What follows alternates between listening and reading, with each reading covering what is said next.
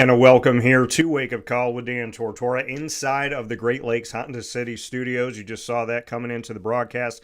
Appreciate your patience here this morning as Zoom was not cooperating. So happy to be here with you here on Wake Up Call with Dan Tortora, where sports truly meets that thing called life. We appreciate you being here Monday through Friday from 9 a.m. to 11 a.m. Eastern Time on YouTube.com and Facebook.com, both /Wake Up Call DT, and on wakeupcalldt.podbean.com. Once again, from inside of the Great Lakes Honda City Studios. You'll find Great Lakes Honda City, where I get all of my vehicles, at 7140 Henry Clay Boulevard in Liverpool, New York, open Monday through Saturday. So make sure you head over there for new and used, vast array of vehicles. Let them know the DT sent you. Inside of MonPazPopcorn.com's What's Poppin'. Murph and I are here on DT and Murphy. That starts off your week on Wake Up Call with Dan Tortora. We'll be speaking on the college football playoff, what's happened, what's to come this week on Thursday, January 9th. And pardon me here, folks, the wonderful sinus stuff has attacked me a little bit. So if I sound a little bit different, that is why. I'm trying not to cough on the air. But on Thursday, January 9th, looking at what's going on in the Orange Bowl, we'll see Penn State face off against Notre Dame. And then on Friday, January 10th, I will be at the Goodyear Cotton Bowl Classic, which will feature Texas going up against Ohio State. And just found out yesterday morning, I woke up to this message by the grace of God. Many thanks to God above all. Second to that, thanks to the college football playoff. Thanks to everyone that works on it. Thank you to everyone who is a part of these bowls and the decision makers. I have covered the first round of this historic 12-team college football playoff when I went to Happy Valley for SMU at Penn State. I covered the quarterfinal with the Chick-fil-A Peach Bowl just a few days ago down in Atlanta, Georgia, featuring Texas and Arizona State. I'll be at the Goodyear Cotton Bowl Classic, as I said, for the semifinals this Friday, with Texas facing off against Ohio State. And I received word yesterday morning that I have been approved to be at the College Football Playoff National Championship, whoever that may be. There's 4 teams fighting for the opportunity. It's going to be Texas or Ohio State, Penn State or Notre Dame that will face off in the College Football Playoff National Championship in this first ever 12-team playoff, and that'll be back in Atlanta, Georgia, back at Mercedes-Benz Stadium, the home of the Atlanta Falcons. So I'm very excited to be able to share with you this morning that in this historic year for the College Football Playoff, I will be on site, on location for every round, covering everything all the way through to the end for the College Football Playoff National Championship. We'll be speaking on the CFP. And, of course, Murph and I will be talking about NFL coaches, what's going on, the firings. There was firings during the season. There's been some stuff that's happened very recently here. This is I don't like calling it this. People understand that this is. I'm going to say the what it's called. I'm going to say those words, and you're not going to hear me say them much after this because I don't like the name, but it's called Black Monday.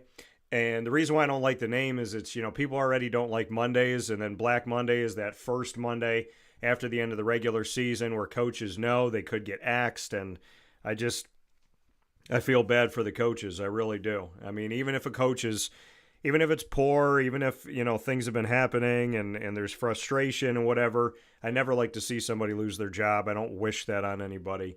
So in the case of coach firings, we know some of them happen during the season, and a bunch of them happen on what is called quote-unquote Black Monday, which, for all intents and purposes, is today, January 6th of 2025, because the regular season ended yesterday.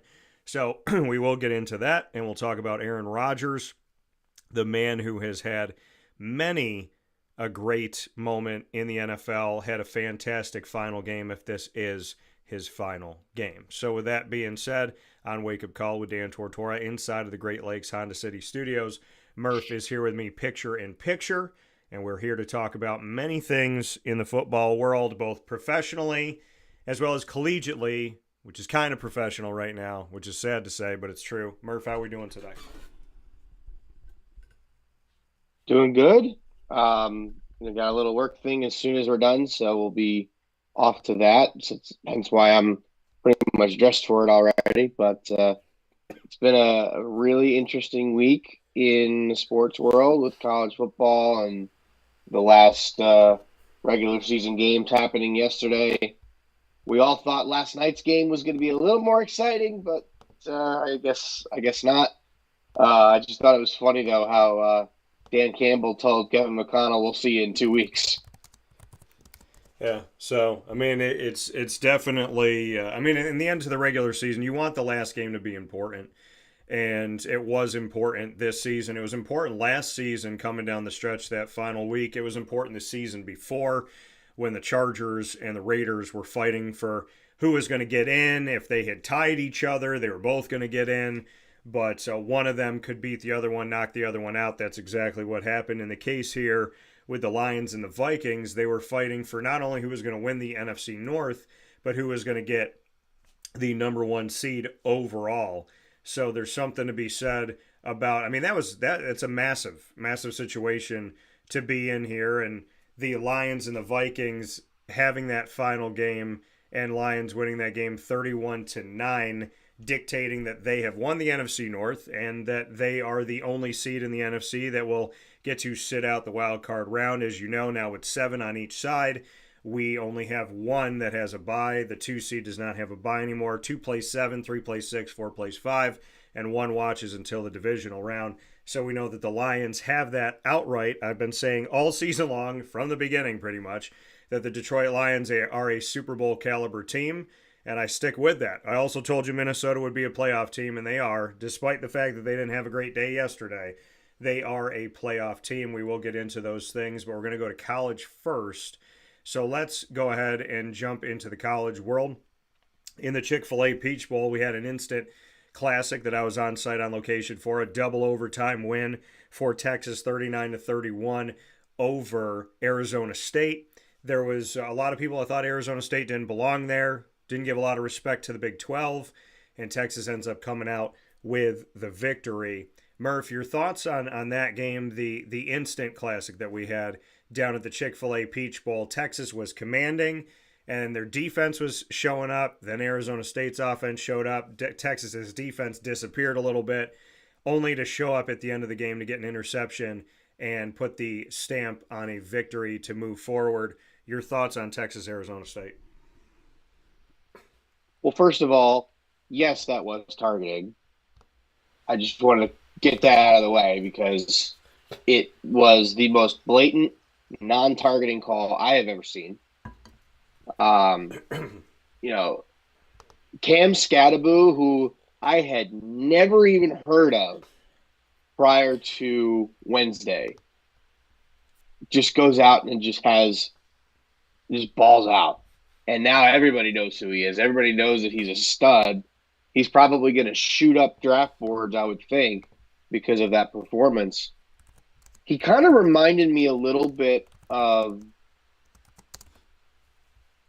dare I say, Christian McCaffrey, but just not as fast, right? Chris McCaffrey is obviously very fast as a running back, but Scadaboo just seemed like the way he ran and his routes out of the backfield, it seemed McCaffrey-esque, which I thought was pretty cool.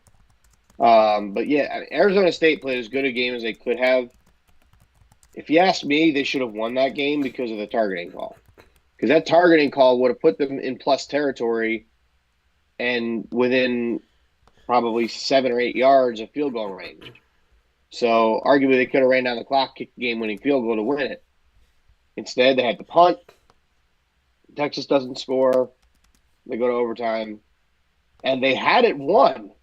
4th and 13? 4th and 13, yeah. Something like that. 4th and 13. And Quinn Ewers throws a beautiful ball coverage into the end zone for a touchdown. And then they get the 2-point, and then they kick the extra point to tie the game. I'm watching that play develop. I'm like, why do you not have guys in the end zone? Like that is the last place that you would want to give up on the field there.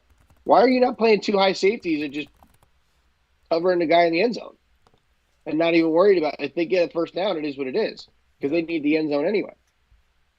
I mean, that was perfect throw by Quinn Ewers, perfect play call by Texas, and I thought that was a shoddy defensive play call by Arizona State. But that was a phenomenal game to watch, man. So much fun.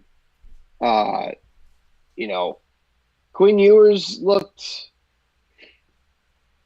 He didn't look bad. I didn't think he looked great. I think he did what he needed to do to win. That throw at the end was a damn good throw. I'll give him credit for that. But I think Texas fans, whether they win the national championship or not, I think they've seen enough of Quinn Ewers. I think they're at this point ready to move to hand the torch over to Arch and and see what happens. But Texas is still alive, the only SEC team still alive. Mhm. So that's I guess Texas is doing a good job of bailing out the SEC because we'll get into the rest of those games here in a minute. But yeah, that was definitely a fun game. And I remember texting you right before overtime, and asked you like, what did the people in the press box think? I'm not gonna say what you told me, but I think everybody in the stadium and everybody in the world knew that that was targeting, including the Texas Longhorns. Yeah, I mean, after the game, the conversation went into the post game press conference as anticipated, expected, and obviously Arizona State was asked about it, and their response was, "I can't speak on targeting because obviously I don't understand what it is," and that's a nice way of not Nobody get. does. It's Well, yeah, weird. it's a nice way of not getting fined because I mean I saw it and I looked at it and I looked at it again, and I mean it was clearly, in my opinion, it was clearly targeting. Everything I know targeting to be, it was. It was probably one of the easiest calls of seeing someone leading with their helmet to the crown of to right at the helmet, face masking up and whatnot. It was helmet to helmet contact, and so I mean to me it should have been targeting. Would it have made a difference with the way both of these teams were attempting field goals in the game and missing them? Maybe not. But it's if it, That's a good point. I mean, if it's a call, it's a call, and calls need to be made. The refs, very much so in many games, halt games for calls that seem pretty clear and pretty easy. This seemed like a clear one. I was very surprised at the call, and I mean, would it have changed the outcome of the game the way that, like I said, these teams were going when it came to field goals? Probably not. But in the case of where it was, when it was, and how much time was left, I can't say that it would lead to a victory either way. But having Cam Scatabo and the incredible talent that he is, I mean, think about it like this: in the Chick-fil-A Peach Bowl in 26 years, they've never had an MVP on the losing team. But Cam Scatabo was the MVP. Yeah. Why was he the MVP? Well, because he can throw the ball. Well, he can run the ball. Well, he can receive the ball. Well, he can keep drives alive. He can get in the end zone. That kid doesn't know how to say die. And he, very much so, was so much of their offense. I don't want to take anything away from Sam Levitt, their quarterback. I don't want to take anything away from other guys in the field that, put in work there offensively, the offensive line, tight end, wide receiver position. I don't want to take any of that away. Cam Scatabo deserved to be called the MVP. I hope he shoots up draft boards. And this season, everybody was paying attention to Ashton Genty of Boise State and maybe not looking at Cam Scatabo of Arizona State. And I hope that changed. I hope that they're watching them both. I hope they get talked about a ton en route to the NFL draft. And I'm excited to see what they can do. The game was incredible. The game was a ton of fun. I couldn't ask for anything better. Matt Garvey, who is in Peach Bowl Inc., and who that oversees the Chick-fil-A Peach Bowl as well as the Aflac kickoff game and so much more. He was sitting in the second row over my right shoulder, and we turned and looked at each other when that game tied late, and we just mouthed perfectly at the same time. We just went, "Wow." And I mean, seeing how this matchup, it looked like it was like 24-8, and I was like, okay, low scoring game. Texas is commanding. Their Hmm. defense is doing what they need to do. And then Arizona State surged back. They proved that they deserve to be there. I thought that was fantastic. The Big 12 doesn't get a lot of love. They don't have an identifier right now. Is it Arizona State? Is it BYU? Is it Colorado with Prime? Who's the team? Is it going to be Baylor at some point? Or Oklahoma State? Can they get better? So the question marks are there. Iowa State had some good moments this year, got ranked, but the Big 12 didn't get a lot of respect. Arizona State didn't get a lot of respect. And after watching Arizona State, I can say firmly that that team deserved to be in the college football playoff. They gave us the best game up to this point of all the games that were played. Mm-hmm. Of the 8 games that we've seen, it's the best one. And Oh, yeah. I look forward to seeing what Texas can do. They got to minimize their mistakes.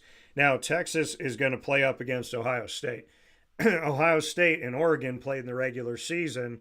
Ohio State lost that game 32-31. Now, when Ohio State loses to good teams close, it helps them in the rankings. Doesn't really help anybody else. It helps the SEC. It helps the Big Ten typically. Doesn't help Clemson. Well, they proved the other day why it helped. It didn't really hurt them that much. Well, you look at it. The SEC loses games, and the polls they get quality losses. The Big Ten gets quality losses.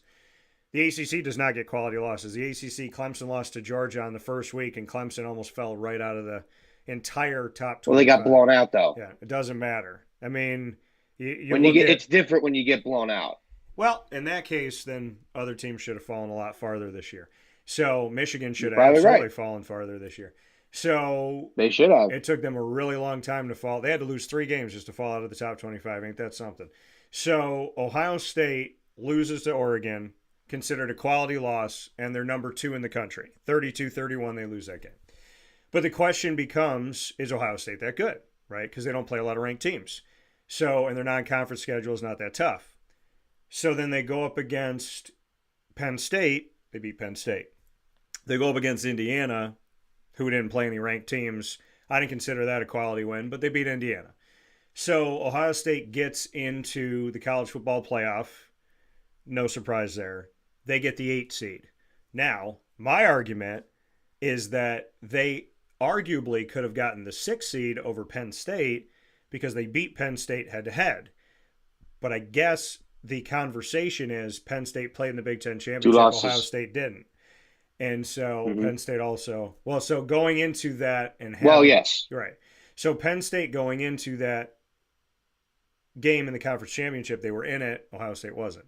It seems like the conference championship held more weight this year with the committee of the college football playoff, which put Penn State at 6, despite the loss to Oregon, and put Ohio State at 8, even though head-to-head, Ohio State beat Penn State. So Ohio State fields Tennessee. They handle Tennessee. They make Tennessee look like some chump team that they're playing. They made Tennessee look like one of the teams they play in non-conference. They made them look like they were. They made Tennessee look like you were playing Appalachian State.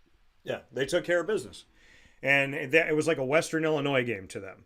And they win that Pretty game. much. They move forward. They play Oregon. I had said repeatedly that as much as during the season I thought Oregon and Texas, for a good portion of the season, were the best teams in the country, that Oregon was ripe for a loss.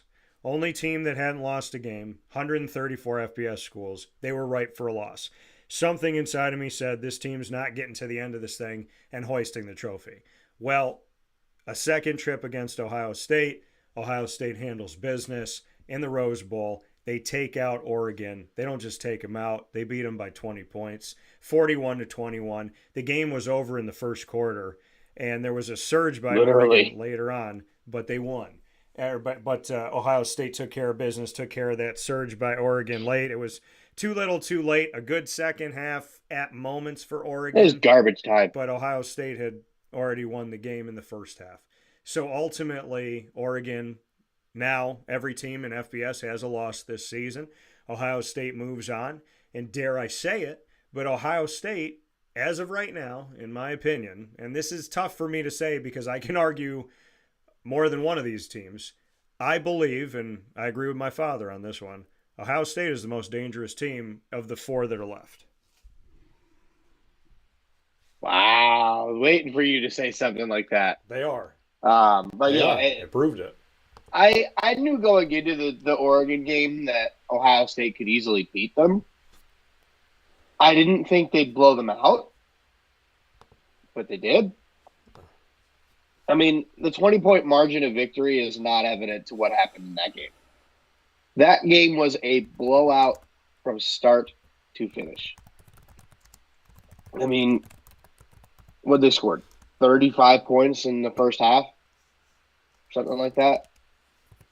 It They made Tennessee look like Western Illinois or Western Kentucky last week. They then made Oregon look like they were playing a bottom team in the Big Ten. Maybe like, I don't know, like Michigan State this year. Or Rutgers. Rutgers is probably a better example. So, you have all those scenarios where Ohio State ends up winning. Now they get to play Texas. That'll be a fun game to watch. I would make the argument the two best teams left. And it kills me to say that because I'm rooting for Penn State. And if you couldn't tell, I'm a little congested the same way you are, so we're powering through here. Yeah. But I would make the argument that Ohio State and Texas are the best two teams left. And it wouldn't shock me if we get a Penn State Ohio State national championship game, and I'm here for it. That would be the most hostile national championship game of all time. I think maybe if it was Ohio State Michigan, but Penn State Ohio State would arguably be the most hostile national championship game of all time. So thus far, you would have a rematch of a game that I think Penn State just played poorly and Ohio State took advantage of mistakes. I don't think it was really a great game for either team, but I'd love to see it again. I'm here for it. It was an impressive win by Ohio State. I can't say that I was surprised. I was surprised they blew them out. But I can't say that I was surprised about the fact that they won. But I'm excited to see what comes in the next round. As somebody who's rooting for Penn State, I don't know who I'd want them to play. I really don't. I think both games are going to be really difficult. But I'm looking forward to it. I'm excited. Yeah, Ohio State. Will Howard. I mean, he definitely came to play. Who was that guy that was at Ohio State last year that was playing quarterback? He was pretty good, right? Where did he go? Is it Kyle something? Where did he go?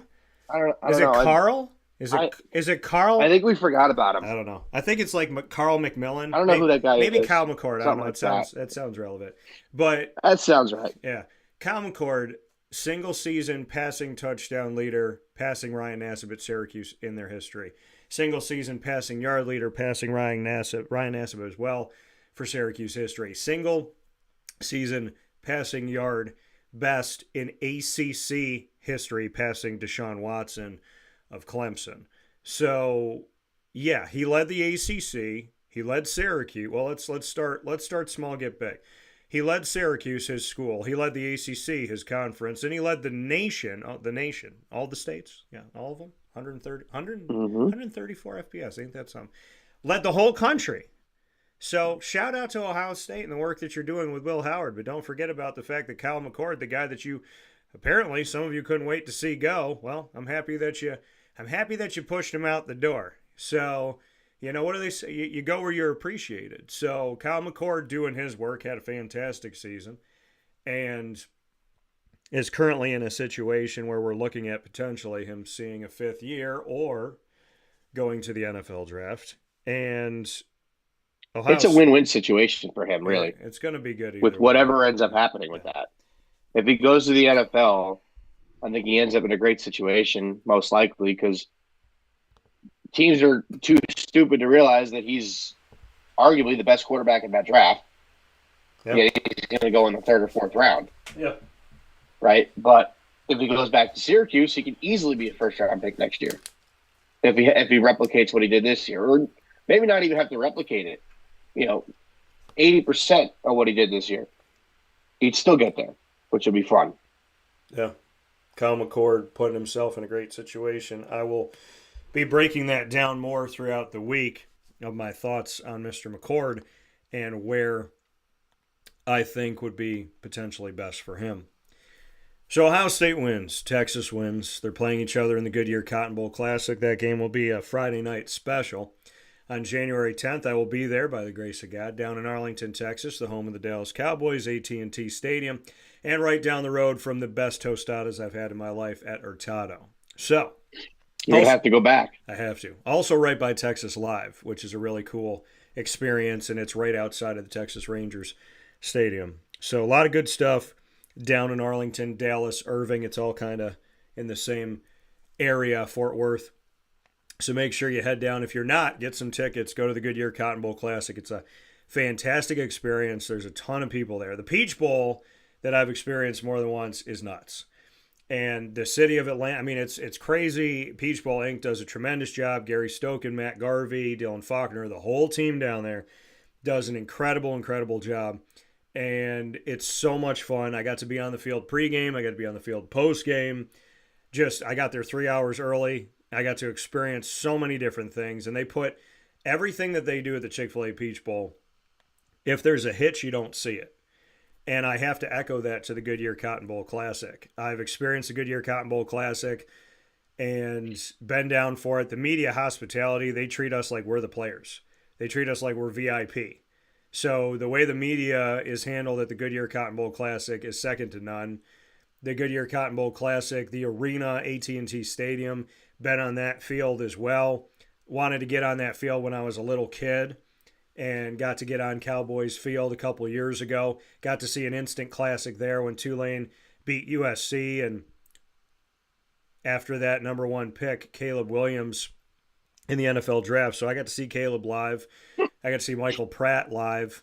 And you had to see Caleb lose live. That must have been funny. And so, I mean, Tulane played a tremendous game. Willie Fritz, awesome coach, and he ended up leaving after that.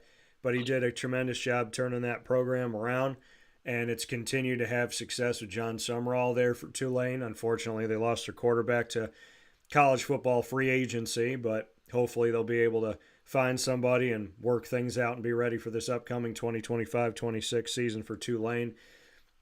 The Goodyear Cotton Bowl Classic, awesome arena, absolutely electric. Scotty Rodgers does a wonderful job with his team there. So much hard work, dedication, and determination. Scotty's going to be on the show going into this. Really excited to talk with my buddy again. And yeah, I mean, I'm spoiled because the Peach Bowl is great, the Cotton Bowl is great, the arenas are great, the fan treatment. I mean, the treatment all around the board is incredible. So we'll see Ohio State face off against Texas in the Cotton Bowl. You can imagine, we're not going to be in Austin, we're going to be in Arlington, but you can imagine that Texas is Texas, and there's going to be a lot of fans there. I would also imagine that Ohio State's going to travel because Buckeye Nation is I'm expecting them to be pretty electric themselves. So it'll be fun to see if it's 50-50 split or if Texas is just going to buy up all those tickets and make sure that they handle that stadium with that oil money. But we'll see. It's the same thing when Georgia plays in Atlanta. Like, they pack the stadium because it's not all that far from Athens. Oh.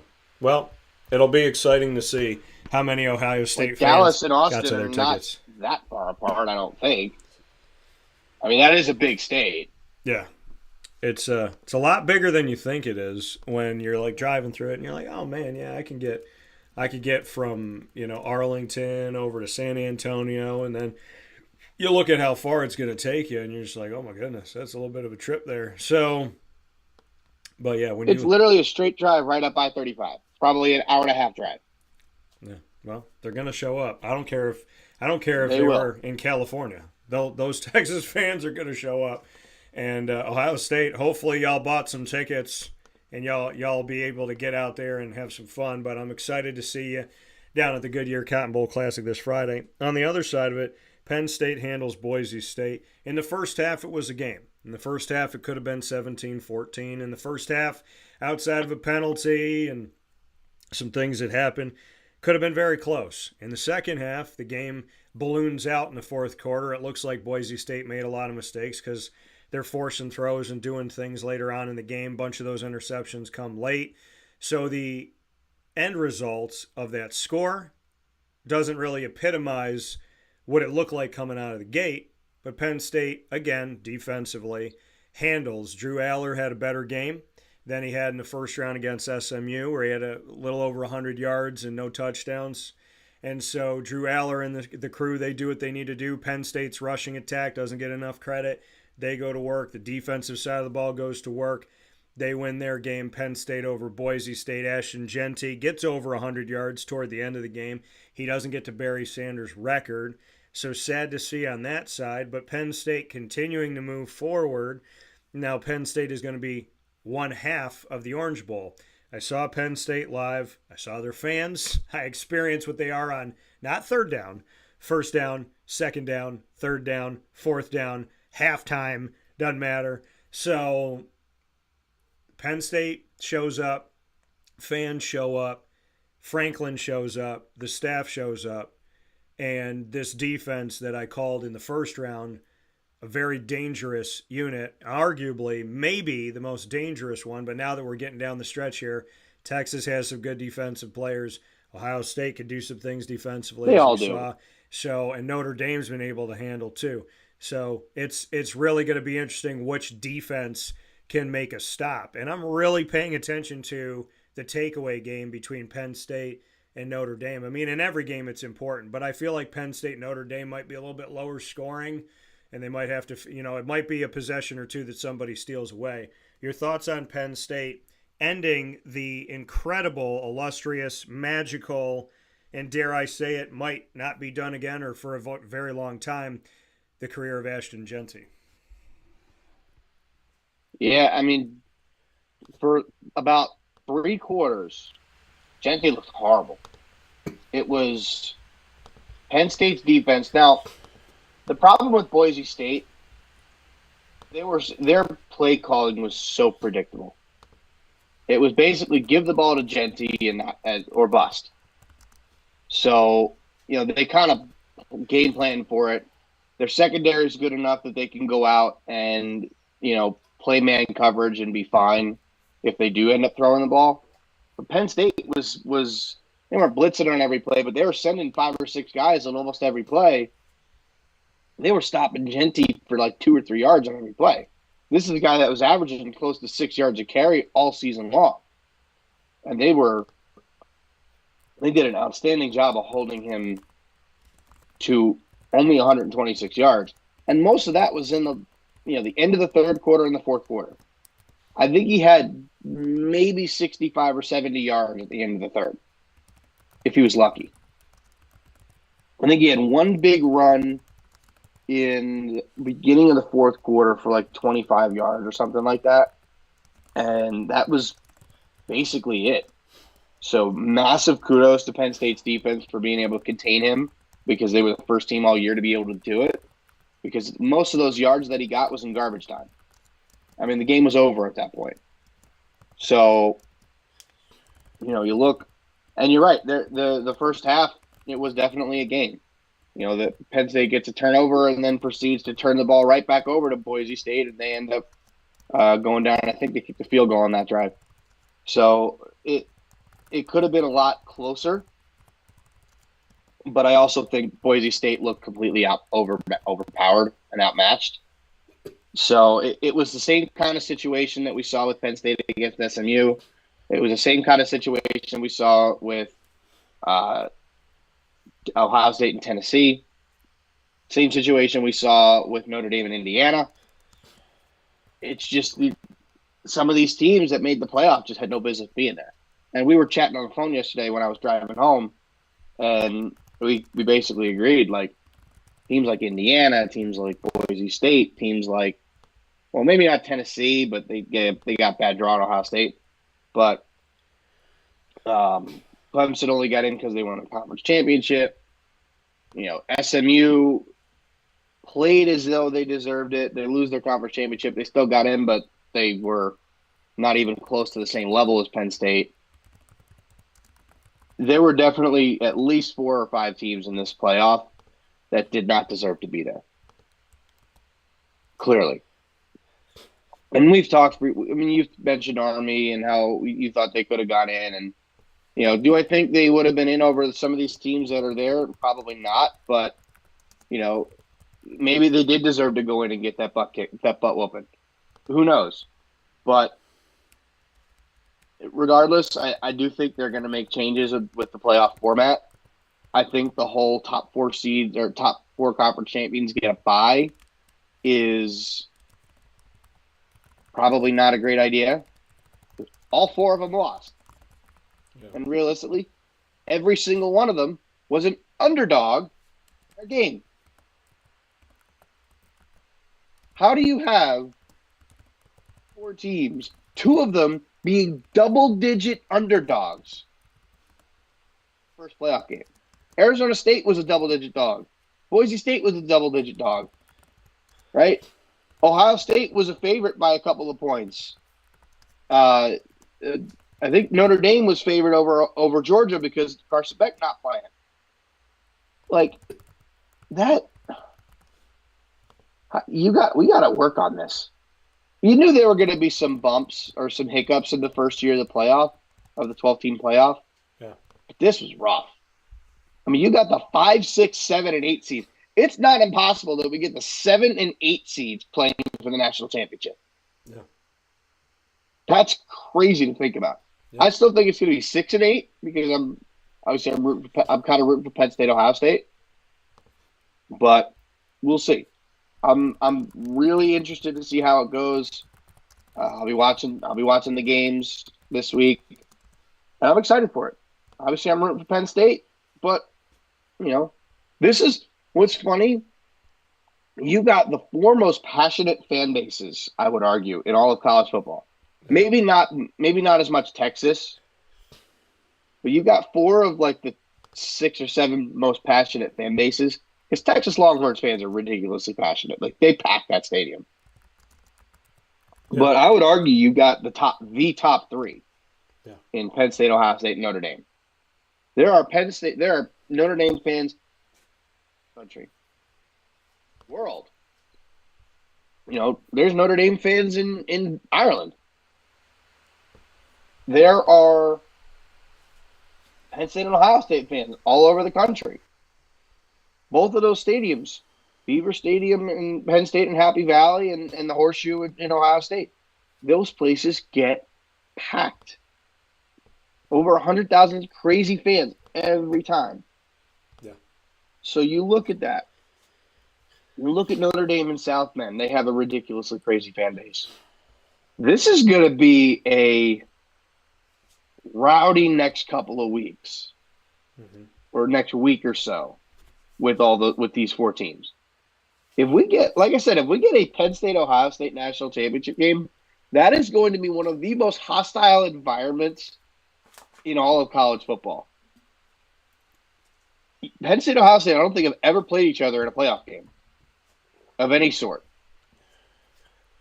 So that would be a prime time to do it in Atlanta for the College Football Playoff National Championship. Yeah, this is Penn State's first ever college football playoff.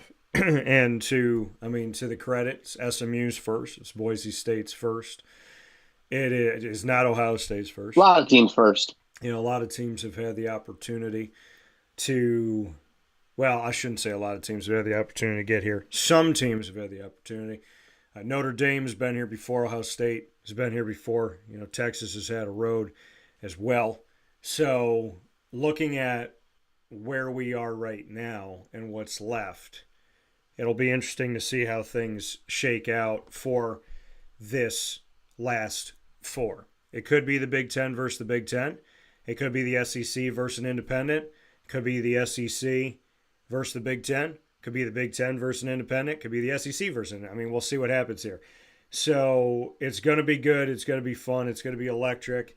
Texas going into the SEC, leading the SEC, winning the massively impressive, by the way, winning the regular season in the SEC, and then losing in overtime in the SEC championship, but playing in the SEC championship game. I thought Texas and Oklahoma were going to struggle. Oklahoma has. Oklahoma undoubtedly struggled. They ended up somewhere in the middle of the pack, but Texas is at the top. The only team Because Texas knows how to play defense and Oklahoma doesn't. and the only team that That's I mean lost. that was always Big 12 football. The only team There that was no lost it, defense ever played in the Big 12. right, by sometime, but Texas, Yeah. the only team they lost to all season was one team twice, Georgia. And that was Georgia with Carson Beck for a game and most of a game. And so now Texas has the opportunity to step forward. There is no Georgia. They have to go through Ohio State, a very, very difficult team. Penn State is going to go up against Notre Imagine Dame. they would have had to play. Imagine they would have had to play Georgia a third time in the national championship game. The only thing is they'd be playing Gunner Stockton. So That's true. that'd be a little different here. Yeah, because Carson Beck, I think, already had surgery, right? Yeah. Carson, well, he's getting ready for the NFL now. So Well, yeah. he's moving on. Now, Penn State, Notre Dame, we talked about Penn State.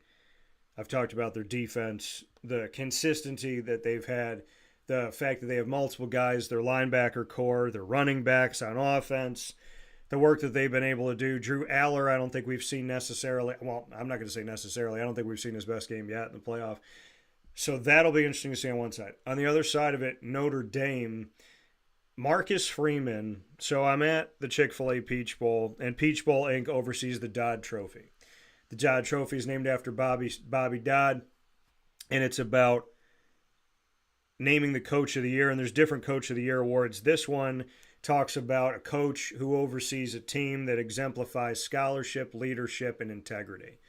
They give the award to Marcus Freeman. There's a video at halftime about Marcus Freeman winning this award and his acceptance of the award, the Notre Dame head football coach. Now, Brian Kelly was the head coach of Notre Dame for a long time. There were rumblings once or twice that Notre Dame was going to let him go. People thought, well, not that Notre Dame was going to let him go, but the people wanted him to go. He ends up going to LSU. He doesn't get fired. He moves on. Marcus Freeman steps in. He comes in, and in his first year, people are saying, who is this guy? Why does this guy have the job? Can't handle the job. He's too young. He's not good. Doesn't have the experience. Well, I hope all those people watched this past weekend. I never said that he didn't deserve the job. I don't think it's right for anybody to say something like that. Now, he gets an opportunity. Except for Arthur Smith. He gets an opportunity. He goes in. Remember? Oh yeah. Remember my rant about Arthur Smith last year? Well, listen, there's certain people that can God. handle themselves better, but Marcus Freeman gets the job. Yep. Fast forward to this season. Notre Dame beats Texas A&M out of the gate. It's a good win. So it caught my eyes. I said, okay, they beat Texas A&M. They beat them on the road. It's an SEC team. Okay, respect. Mike Elko, I know Mike Elko. Second game, they lose to Northern Illinois at home. I go, okay, well, which way is this team going to go? Throughout the season, they play a bunch on ranks, so nothing really hits you, right? Then they play Army. And Army's undefeated at the time. And Navy was ranked. Navy was ranked, yeah, but they play Army. Army's undefeated. Navy was undefeated at the time. But Navy and Army, Yes, they were. different teams. So Navy, and it was a different game, Navy too. won the Army-Navy. Navy committed at, 6 turnovers in that game? So, oh, my God. They played a god-awful football game. So Navy beat the hell out of themselves. And Brian they knew that. And then they bounced back, and they had a wonderful end of their season. And they beat Oklahoma, an SEC team, in their bowl game. Navy. Shout out to Navy. Let's echo that, because all this BS about military academies can't beat anybody, and they're not big enough, and they're not strong enough, and they can't do anything, and blah, blah, blah. Well, they played Oklahoma, and they beat Oklahoma. Oklahoma's in the SEC. They used to be in the Big 12. And Navy's in the American. Another win for the American in a bowl game against a power conference. And it's going to be written in history, and it's going to be written on the show, because I know people are going to ignore it and pretend like it didn't happen. It happened. Navy won 21-20 over Oklahoma. So it can be done. Army is a win. So you get the Navy victory, which is quality for Notre Dame. Navy had a good season this season. And then they get the win over Army, and they beat Army handily. Now, I consider Army to be a high-quality team this year. They have the most wins they've ever had in the history of their program with 12. Jeff Monken's done a tremendous job. And their athletic director, Mike Buddy, is going on to TCU to lead their athletic department after this season ended with Army football. So Notre Dame beats Texas A&M, loses to Northern Illinois, puts you in a weird situation. Beats Navy, not a lot of national respect. Some respect from me, because I respect Navy, but not a lot of national respect. They beat Army. It's an afterthought to a lot of people, not a lot of national respect. Except for the fact that, on my side, I thought you beat Army, that's a good, because if Notre Dame loses to Army, then Army absolutely is in the college football playoff, even though people in the committee, I'm sure, would have still argued against it. So I'm confident that they would. I shouldn't say I'm sure. I'm confident that they would. There's 13 people in the room. I don't know them personally, but it seems like the military academies don't get a lot of respect. So Notre Dame gets through this. They don't play in a conference championship because they're not in a conference. So they sit. Now, I talked to a commissioner of a conference in the FBS outside of, so him and I are talking. We sit down, and I said, it seems like if Notre Dame goes 11-1 or 12-0, they're in no matter what. Whether there's 4 teams, whether there's 12, doesn't matter. He tells me it's actually written. He said it's actually written. There's actually law within what they have for the college football playoff. It's actually written that if Notre Dame is in that position, they're going to get in. Like, there's parameters for Notre Dame because they're treated special. And if you didn't believe me, I'm talking to a commissioner about parameters for Notre Dame because Notre Dame's not in a conference. They get special treatment. UConn's not in a conference. They're never going to get this treatment. They're probably not written into anything. Well, it's because UConn doesn't have a good football program. If UConn went 12-0, UConn's football program has been known as one of the, if they went 12-0, football program has been known as one of the worst in FBS. Right. But if they went 12-0, they're not getting in anything. What I'm saying is Notre Dame is written in. Yeah. Allegedly, Notre Dame is written into the parameters of the college football playoff. They've been written into this because I made a statement of they win 11, they win 12, they don't play a conference championship, they don't have to win a conference championship. And this commissioner told me, Dan, it's written. It's actually written. It's not a thought. It's not like something in the air. It's on paper. Allegedly, that Notre Dame is protected. If they get to a certain place, then they're protected within the confines of that. So get to this point, y'all are good. Must be nice. So Notre Dame gets into this game. Marcus Freeman, I watch him coach, cover to cover, start to finish. And what I want to say about Marcus Freeman, to those that think that Marcus Freeman was undeserving of getting the job, which I've never said. And if you can find me a coach, because there's coach, Steve Sarkisian, I interviewed him this past week. Love talking to Sarkisian, love talking to his student athletes. And so Jade Barron, Quinn Ewers, wonderful to talk to. All 3 of them spoke with me about God. It was the last question of the post-game press conference at the Chick-fil-A Peach Bowl. And that meant a lot to me. And the fact that people are sharing that and sharing the message about God, I appreciate y'all for doing that. So thank you for that. Thank you for caring about the question. Thank you to the student athletes and coach for caring about the answer. And thank you to the world for reposting it and putting it out there and responding to it. You know, it's nice to know that God's army is not quiet. And so Sarkisian, I have a lot of respect for him.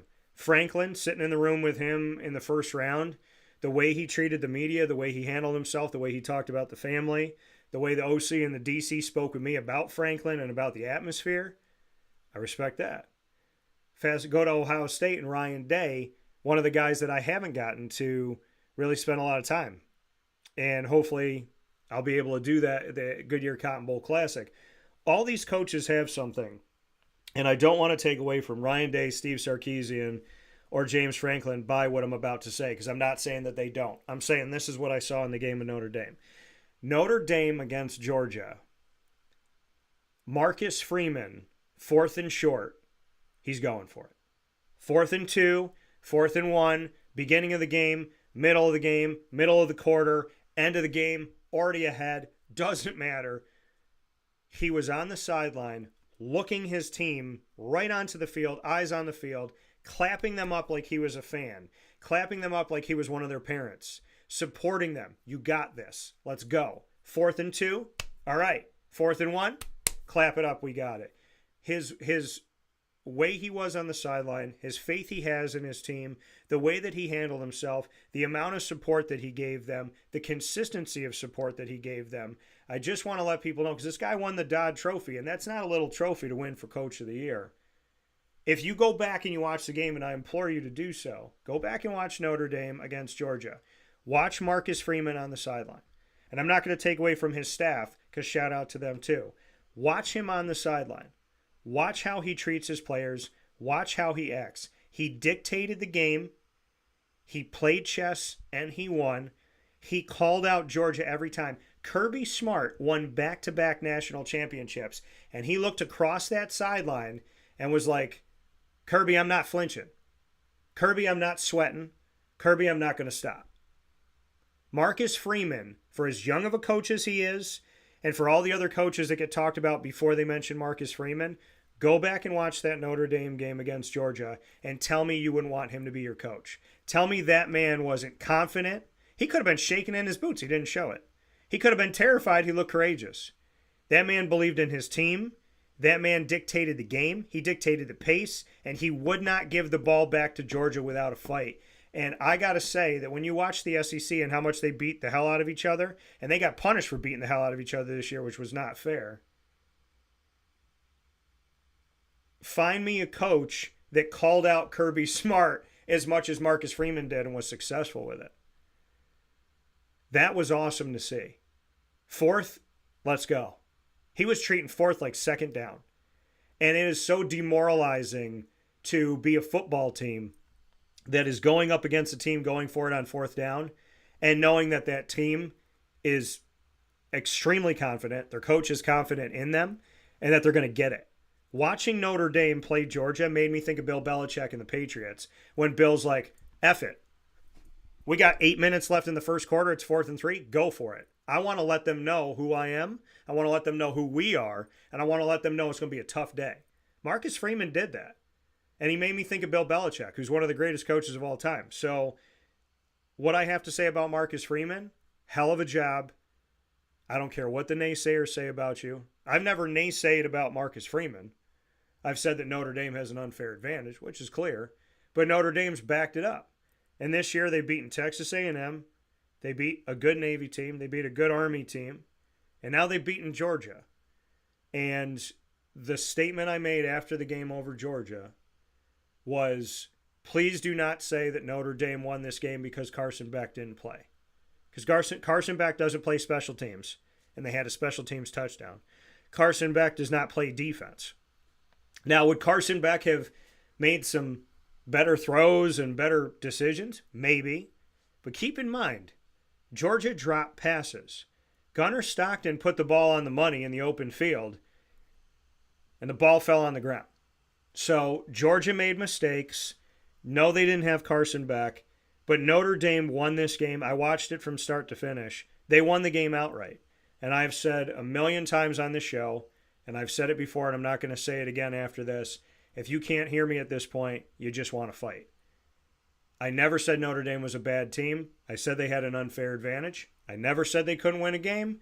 I said they had an unfair advantage. They've always had an unfair advantage in the polls in the last at least 5 or 6 years, if not longer than that, but I've been paying attention for the last half a decade plus. They have an unfair advantage in the polls. They typically don't back it up. They got blasted the other 2 times they were in the college football playoff, and they shouldn't have been there. Texas A&M should have been there the last time Notre Dame got in. But this time around, Notre Dame has gone to work, won the games. Indiana, I think any team in the college football playoff this year, any of the 11 could have beaten Indiana, including Boise State and SMU. Yeah, probably. So let's go beyond that game. They beat Georgia. So whoever thinks that Notre Dame's a bad team, shut up and watch football. I never said they were bad. I said they had an advantage in the polls. But once they get there, if they win, I respect the teams that if you go up and you stack up and you win, respect. Because people make predictions all the time. There's people who thought Oregon was going to win a national championship. They're wrong. Are they idiots? Team went 13-0 before they got there. Are they stupid? No. But Oregon lost the game because Ohio State was better that day. And the same people that don't give credit to UCF and Cincinnati want to beat their chest about Notre Dame and Ohio State and all this other stuff. The reality of it all is if you win the game and you win it by playing it the right way, respect. And I've never said I don't respect Notre Dame. I've said it must be nice to have the advantage they have in the polls. But we're down to 4. They made it. Marcus Freeman, with or without the polls, all that stuff goes away when you get to the college football playoff. It's all gone. It's about matchups. It's about what you can do. And Notre Dame won the game against Indiana, and they won the game against Georgia. And I don't care what anybody says about Carson Beck. Notre Dame was a better football team that day. They earned the right to be winners in that game. And now they get to play Penn State. And honestly, I think that might be a classic in and of itself because of the way that both of those teams play. And I really hope that people, I don't think you can pick Penn State or Notre Dame outright. I think that game might come down to the fourth quarter, 2 minutes left. And I'm excited to see it. But I want to make known that Marcus Freeman on the sideline, holy crap, that guy called Kirby's bluff, and he got him every time. If he was playing a card game, Kirby Smart was going fishing over and over and over again. Cards are up. Go fish. Go fish, Kirby. Go fish. How many times that guy's got to go fourth down? That is so demoralizing. It decapitates your defense. And I don't care what team you are, a football player will tell you when a team goes for it on fourth down and they get it, that sucks. When they get it consistently, holy crap, it's a long day. And Marcus Freeman would not give that ball up. And I respect it. But he said, I believe in my team, they have to believe in themselves. So as much as I believe that they could do it, they still had to go out and do it. So credit to the student athletes and credit to, and people forget this, Riley Leonard's a friend of mine. So he was on the show when he was choosing between Duke and Syracuse, and he chose Duke. Went to Duke for a couple of years, became the starter. I was extremely happy when that happened. And now he's at Notre Dame. And what does he say every single game, no matter what they ask him? Jesus Christ, God, he thanks the Lord. He always puts it first. So for those of you that think that I hate Notre Dame, y'all ain't listening because my friend is their quarterback. So shout out to Riley Leonard and shout out to the team. But I can't just say Riley. The defense and the special teams got it done. Marcus Freeman, credit to you, man. To everybody that thought you were too young and too inexperienced, it just proves that outside noise belongs outside. Yeah, I mean, before I get into that, I just want to make something very clear real quick. What ESPN did by not showing the moment of silence and the national anthem at that game was completely unacceptable. Yeah. It was not okay. And their excuse was they lost track of time. You had a major, I don't know if I should call it a terrorist attack because we don't know for sure if it was yet or not, but you had a major incident in New Orleans on New Year's Day. In New Orleans, the city that you're playing in. The game holds a moment of silence for the victims and a beautiful rendition of the national anthem, but you didn't get to see it because ESPN chose not to show it. Yeah. That's completely unacceptable. It's not okay. ESPN has been a dying network for a long time. If I was still working in media, you couldn't pay me enough to work for ESPN. I would never work for ESPN. And I know you have in the past, so you may have a difference of opinion. But based on seeing that and all of the stuff that gets so political, it's in folks, sports are not political. Sports are for fun. These people, these kids in college football and these players on the field and the pros, they're humans too. They're out there playing the game that they love and getting paid for it, for our entertainment. Yeah.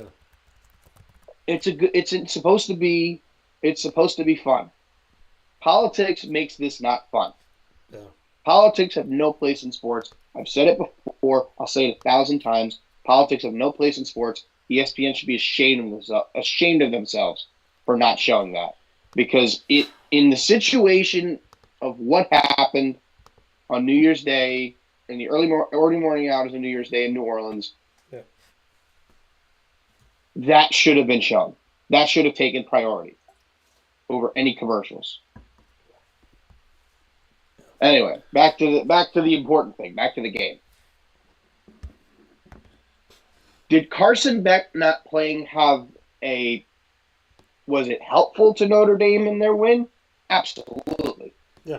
Is it the reason they won? Absolutely not. Right. But it obviously didn't hurt. Right? Your backup quarterback's never going to be as good as your starter. That's just the way it is in football.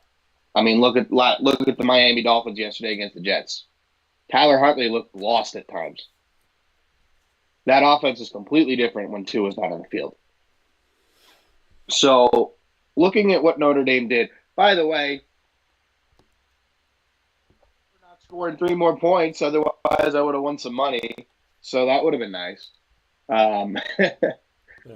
But Notre Dame just seemingly had control from start to finish.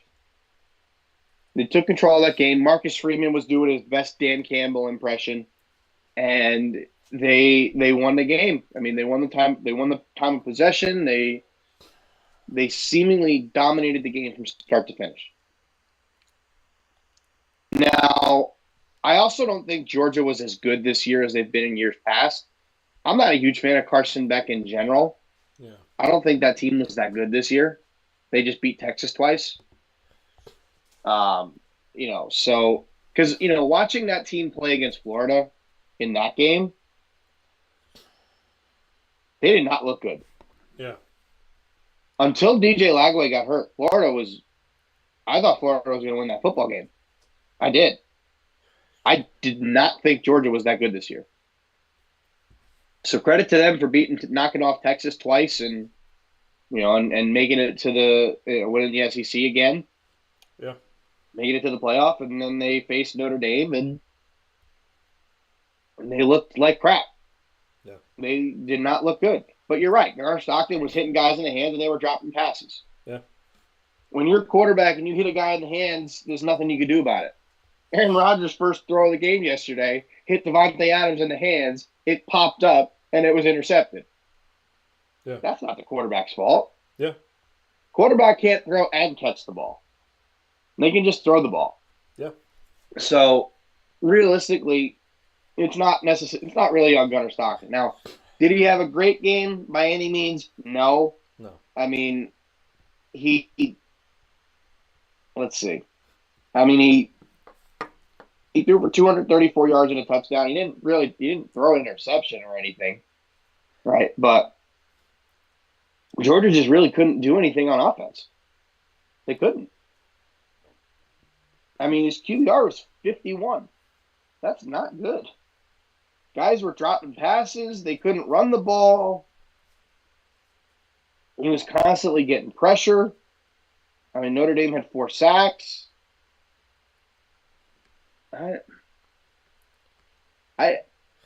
It's hard to take credit away from Notre Dame because I don't think you can. Yeah. I just don't think Georgia was all that good this year. I don't. But you look at and we were chatting on the phone yesterday, and I hope you're okay with me bringing this up about how you thought that Florida State should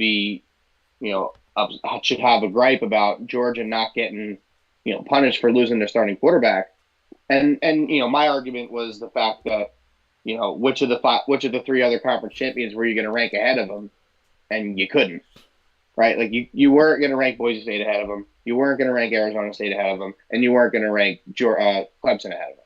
Yeah. So they kind of had any of those teams been better. Like I'm gonna tell you right now, had SMU won the ACC, I think they would have been ranked 2. I do.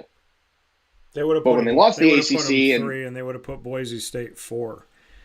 The SEC was going to be 2 no matter what. I mean, fair. They would. I mean, that's the team that you could have said would have deserved to be ranked ahead of Georgia. Yeah. But the other 3 conference champions just didn't deserve to be ahead of them. My argument. It was just the way it was. Yeah. My argument yesterday. My argument with.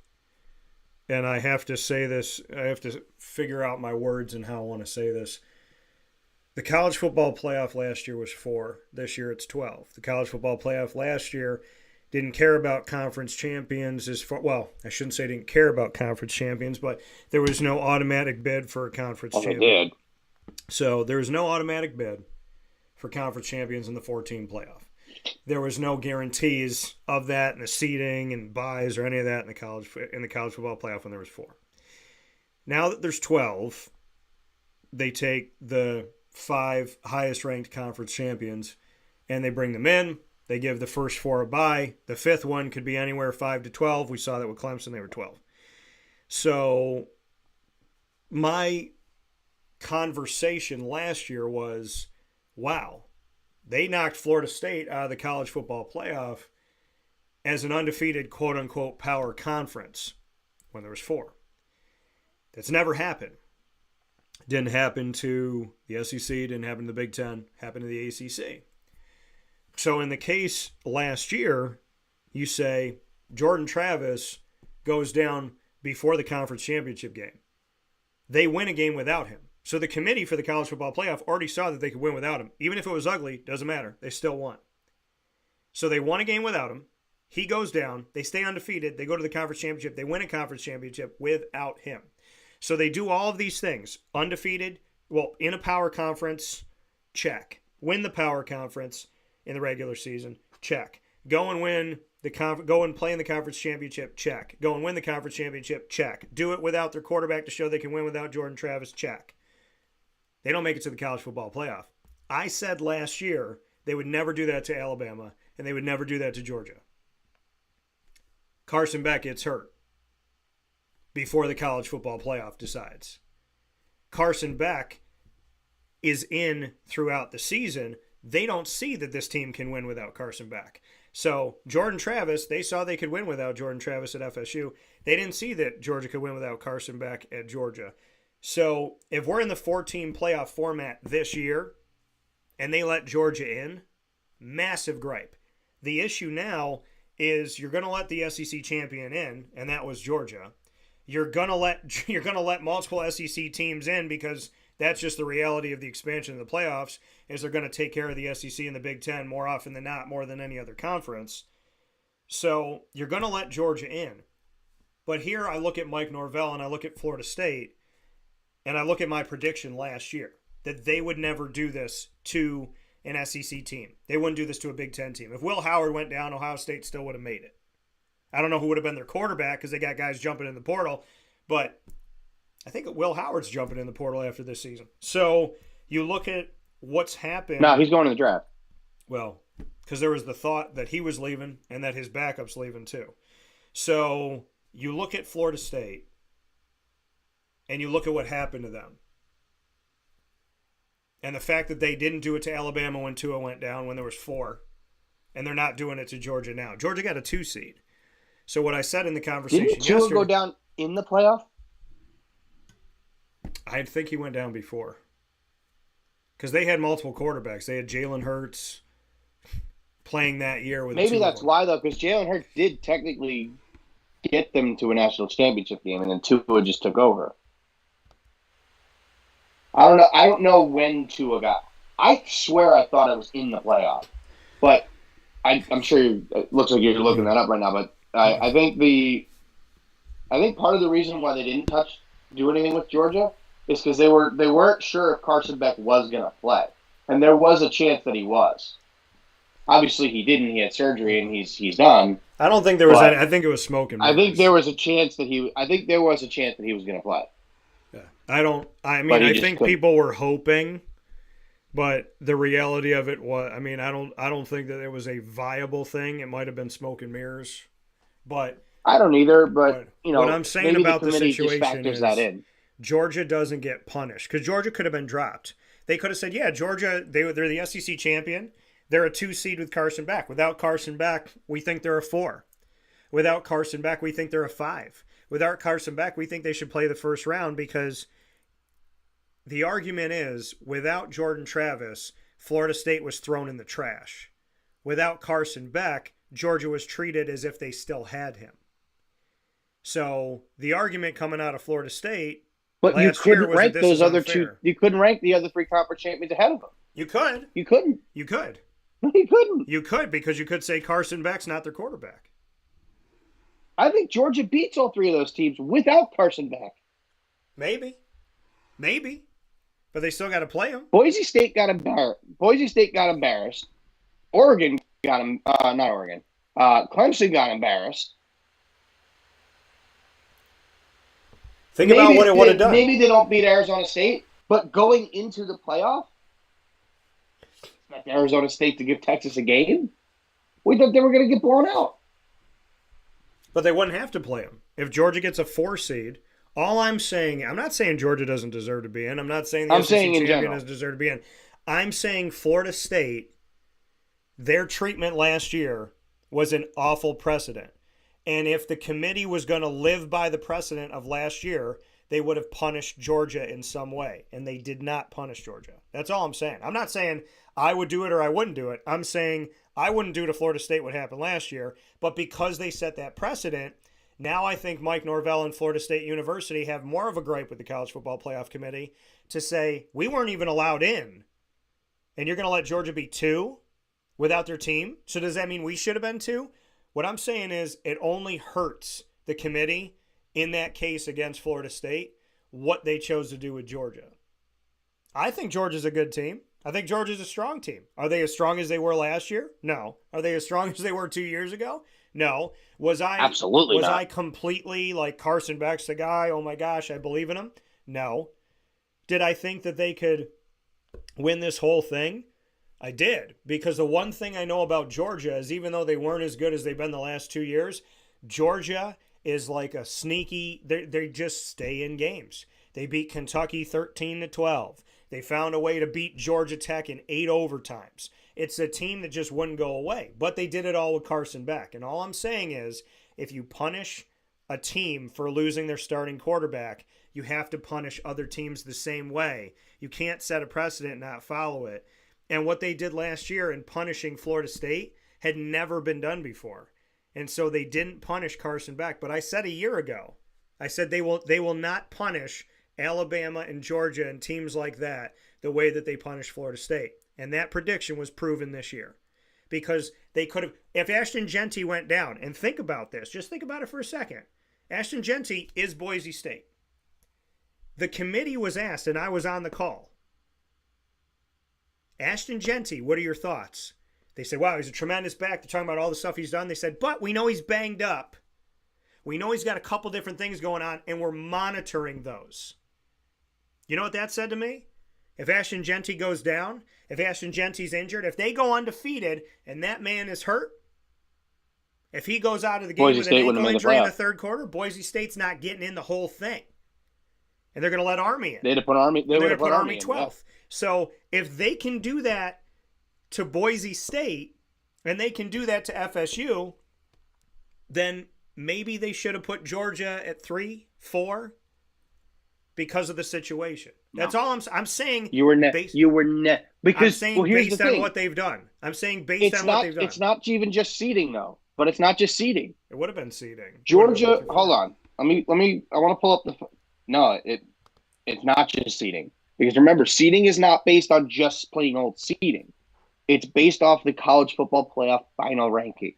Right. And you can Georgia was number 2. Georgia was number 2 in the country. And you can always bring Georgia was the number 2 team in the country. You want to drop them down to 4 or 5? All right. They would have had to drop them down to 9 for Boise State to have been ranked ahead of them. You're not dropping Georgia that far after winning the SEC championship. It's not happening. If Boise State was ranked 4th, but there was no way they were going to put Georgia below Boise State at Arizona State or Clemson. There was absolutely no way. No. I'm not saying it's my argument. And they would have had to drop 7 spots after winning the SEC. I'm not saying it's my argument. I'm literally bringing up a point of. But that's, I think, what the committee had to think about. What the committee did. You could have dropped them to 7. What I'm saying and they still would have been the 2 seed. What the committee did to Florida State was wrong. I just don't think it's the same thing. It is the same thing. They lost their quarterback. They lost their quarterback. That's why It they was were also punished. a 14 playoff and not a 12-team playoff. Right, but they They lost would their, have been the 5 seed. They would have been the right. They well, might have no. been in it, but what They I'm probably saying, would have been the 3 seed I'm in not a saying, but playoff, this is the thing in that the I'm 12-team saying. playoff. This is not my argument. I am making a statement about Florida State's gripe last year. I am making a statement that if you lose your quarterback, there is no punishment. And Greg, you're not going to agree with me no matter what I say because you don't listen. But the statement is Florida State was mistreated last year. Can we agree on that? They were mistreated last year. Definitely. Okay. 100% So if they're mistreated last year, I'm not saying it's my argument. And this is where people put earplugs in. I'm not saying I'm arguing Georgia out of 2. I'm not saying that. I'm saying Georgia, to me, is one of the best teams in the country. This is not a Dan argument. This is, if I am Florida State and I see Georgia without their quarterback at 2, do I get even more pissed and do I go after the CFP more? That's all I'm saying. I'm saying if I'm Florida State and I was punished by not having my quarterback, does Florida State argue more this year? That's all I'm saying. I'm not saying it's mine. I think they could. I'm not saying I mean, maybe they could, but at the same time, I'm not going to move Georgia out of there. They're the SEC champion. I'm not going to move Georgia out of 2. I think Georgia's backup quarterback should be capable. I'm not moving Georgia. This is not my argument. My thing is being around Florida State, being around Mike Norvell, knowing Florida State, covering this team for over a decade, seeing everything that they've been through, seeing every piece of hell on their way back to the top, and seeing what it did to not only hurt their program last year, but in years to come because guys transferred out, guys went to the NFL. Florida State was bit by the college football playoff not putting them in. With the college football playoff's decision not putting them in last year set a dangerous precedent. So what I'm trying to say, and I will say it slow for those listening that don't understand what I'm saying, Florida State was mistreated, and it was only because their quarterback wasn't there. So Georgia, without Carson Beck, didn't lose anything, didn't lose a beat. If Ashton Genty was not healthy for Boise State, not only would they have fallen out of 3, they might have fallen out of the whole thing. That's what I'm saying, Greg. I was on the phone call. You weren't. And when they talked about Ashton Genty, they spoke about him in such a way that alluded to, if this guy gets hurt at some point, we have to monitor that, which sounded eerily familiar to what they did to Jordan Travis. All I'm saying is Georgia's quarterback goes down. The committee's not going to fault them for that. Boise State loses Ashton Genty. They're not in the playoff. That's all I'm saying. I'm saying there is a divide of if this team loses a player, we don't care. If this team loses a player, they suck. And that's what they did to Florida State last year. All I'm saying is Florida State lost their quarterback. Georgia lost their quarterback. Do we care that Georgia lost their quarterback? That's all I'm saying. I mean, I think that is a good point. I mean, if you're Florida State, you're definitely not happy about it. I also think that you kind of need to remember that this is a 12-team playoff and not a 14 playoff. Right. If they were in this situation last year, they're probably still the 3 seed. Most, I would think. I mean, if you had a 12-team playoff last year, that field would have been loaded. That would have been a great playoff. This so far, with the exception of the Texas-Arizona State game, has sucked. I mean, every game's been a blowout, with the exception of that one. So, Florida State's definitely going to have a great. I just think they got to realize that it's a different situation. Was it a dangerous precedent that they set? Absolutely. Had Georgia beaten Alabama last year, I don't think it would have been a problem. I think Florida State would have gotten in, even if they did. However, you just have to look at it from the sense of that was a 14-team playoff. This is a 12-team playoff. They wouldn't really have been punished last year if it was a 12-team playoff. They still would have made it. They still would have got a first-round bye, and they'd have been fine. I think they got to also realize that it's not the same situation. That Georgia, because you had the automatic bids for those 5 highest-ranked conference champions, and you knew Georgia was going to be the second highest ranked conference champion almost regardless. You look at them, you look at Boise State, you look at Arizona State. There's no way you could have ranked any of those two teams over Georgia, even without Carson Beck. Because I think you look at the rest of the team. Now, did Florida State look worse after Jordan Travis got hurt last year? Absolutely. There's nobody arguing. There's nobody arguing against that. Yeah. They did not look great without him. I don't care about the Georgia game. That meant nothing. Nobody played. Yeah. But even the conference championship game, they didn't look good. They won, but they didn't look good. Yeah. Georgia still did look decent without Carson Beck against Texas in the second half. Gunnar Stockton played a decent game in that game, a decent game against Texas. Yeah. He played a half decent game against Notre Dame. Like, it wasn't his fault. Right. Like, he played okay. The question he was hitting guys in the hands and they dropped the ball. The bigger question just comes to, and this is what I'm trying to get at. It just comes down to, if a team has the body of work done, does the committee look at seeding and even deeper look at, should we even let this team in based on injury? Everybody has injuries. It sounds like a lot of what they do is just factor in who are the best teams and not even record. Well, I mean, they did factor in record with the not taking the 3-loss teams, yeah. But at the same time, I know what you're about to say. If what you're about to say is that if that was the case, Alabama would have gotten in over Indiana. Yeah. Ole Miss would have gotten in over SMU. Like, you're not factoring. You're just factoring in the 12 best teams. What I'm saying, which, to be honest, is what it should be. Yeah. But how do you you get? Well, I mean, how do you if say you take the 12 best teams if you're not going based off record? Right. Well, if you take the 12 best teams, you're never going to have certain teams in conference championships. They would have to go away, and because there's no point in playing them. I would argue that there's 5 conferences right now that are like, why the hell do we play conference championships? The American, the MAC, the Mountain West, in most cases, because they're going to lose Boise State, Conference USA, the Sun Belt. What I'm saying is, and I don't know how things get misconstrued, but we live in a time of the world. I'm not saying about you and I, but we live in a place where if somebody disagrees, they're so narrow-minded they can't even open up their door to see what someone's trying to say. I'm asking the question, which is the same question the nation asked last year when Jordan Travis went down and Florida State got punished. What position matters to the committee? How do they treat? If Ashton Genty was hurt in the Mountain West Championship, does Boise State get in undefeated? Or, pardon me, with 1 loss. Does Boise State get in if he's a game-time decision? Do they get an automatic bid? Probably not. Do they get an at-large?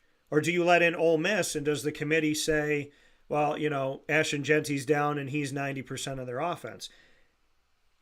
That's all I'm asking. I'm saying take a guy who has such an effect on his team and he goes out for the rest of the year. If you're the committee, you've already punished Florida State, 4-team, 12-team, the numbers don't matter. If you're the committee, and I'm asking you this right now, if you're the committee, Brendan, and Drew Aller of Penn State, actually, I don't want to pick that because these are guys that are still playing, so I don't want to put any bad juju out there. Yeah, you do one of the teams that lost. Let's say Jalen Milroe. Say Dylan Gabriel, maybe. Let's say Jalen Milroe. Okay, Jalen Milroe. Jalen Milroe goes down, and let's say Alabama's 12-1. If you're on the committee, if you're on the 13-member committee, and you're looking at who to let in, and Alabama didn't win the SEC championship, but they're 12-1, or let's say they're 11-2, they don't win the SEC championship, do you let them in without their starting quarterback, or do you punish them? Because that was the precedent that was set. Now, here's the big question. When did he get hurt? Let's say he got hurt. I'm assuming they play in the SEC championship game. When did he get hurt? In that game or before that game? Let's say he got hurt in the final regular season game. Okay, so then you will have seen Alabama in an entire game without him. So let's just say Alabama loses to Georgia in that situation. Yeah. Alabama was ranked. You want to say they were ranked number one at the time, just for argument's sake? Yeah.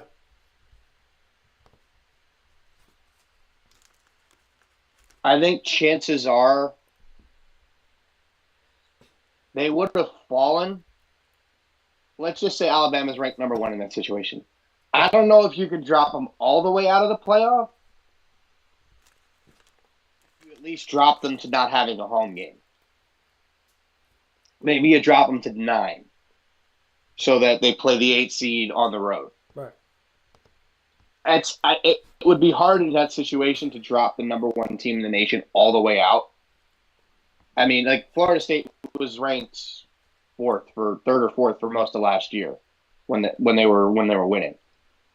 So I mean that is a tough one, but I think in that situation, it's hard to take. It's hard to knock them all the way out. It really is. Right. But I think you could justify putting them down to at least not having a home playoff game. So, and I think that's because that's the type of team that like if they weren't let's just say they're 12-1 going into or 11-1 going into that game when they lose. Now they're 11-2. Yeah. When they were ranked maybe 6th going into that game or 5th. Yeah. Then maybe there's an argument to drop them all the way out. But if they're ranked number 1 or number 2, undefeated going into that game, it's really hard to knock them out. But it also depends on how they played.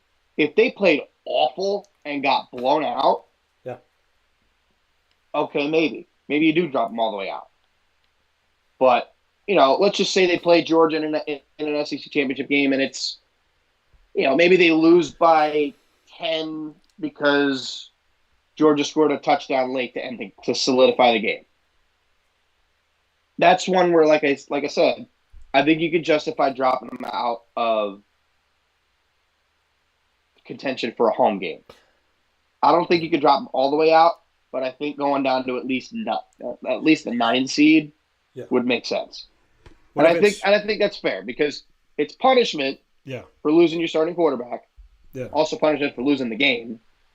But it's not like you're dropping them all the way out. Like, let's just say Florida State has that happen this year, where they're number 3 team in the nation all year long. Jordan Travis goes down. They lose to Clemson in the ACC championship. Let's just say the same situation happens to Florida State, but they would have lost to Clemson or SMU or whoever. They probably do. It's probably the same thing. They lost the game, so they're going to get knocked down in the rankings. But how much? They also lost their quarterback. Maybe they fall down to 9 or 10. Yeah. I think it's hard to knock it in a situation like that. I think it's hard to knock them all the way out, but I think you punish them by taking away a home game. I think that's fair because they deserve to be there. Yeah. But in that situation, they probably don't deserve a home game. So I think that's probably a fair, and I think you would probably agree with that. Well, I mean, Alabama's going to get a different treatment too, in a sense. I think if it's an ACC team, if it's a Big 12 team, I think it's the same situation. Let's say it depends on where you're ranked going into it. Let's say Boise State is ranked 11th in the country. They're undefeated. Ashton Genty goes down in the regular season. At the last game of the regular season, they're still undefeated. They're 11th in the nation, undefeated. Ashton Genty doesn't play in the Mountain West Championship. They lose by 25. They're out because of where they were ranked to start.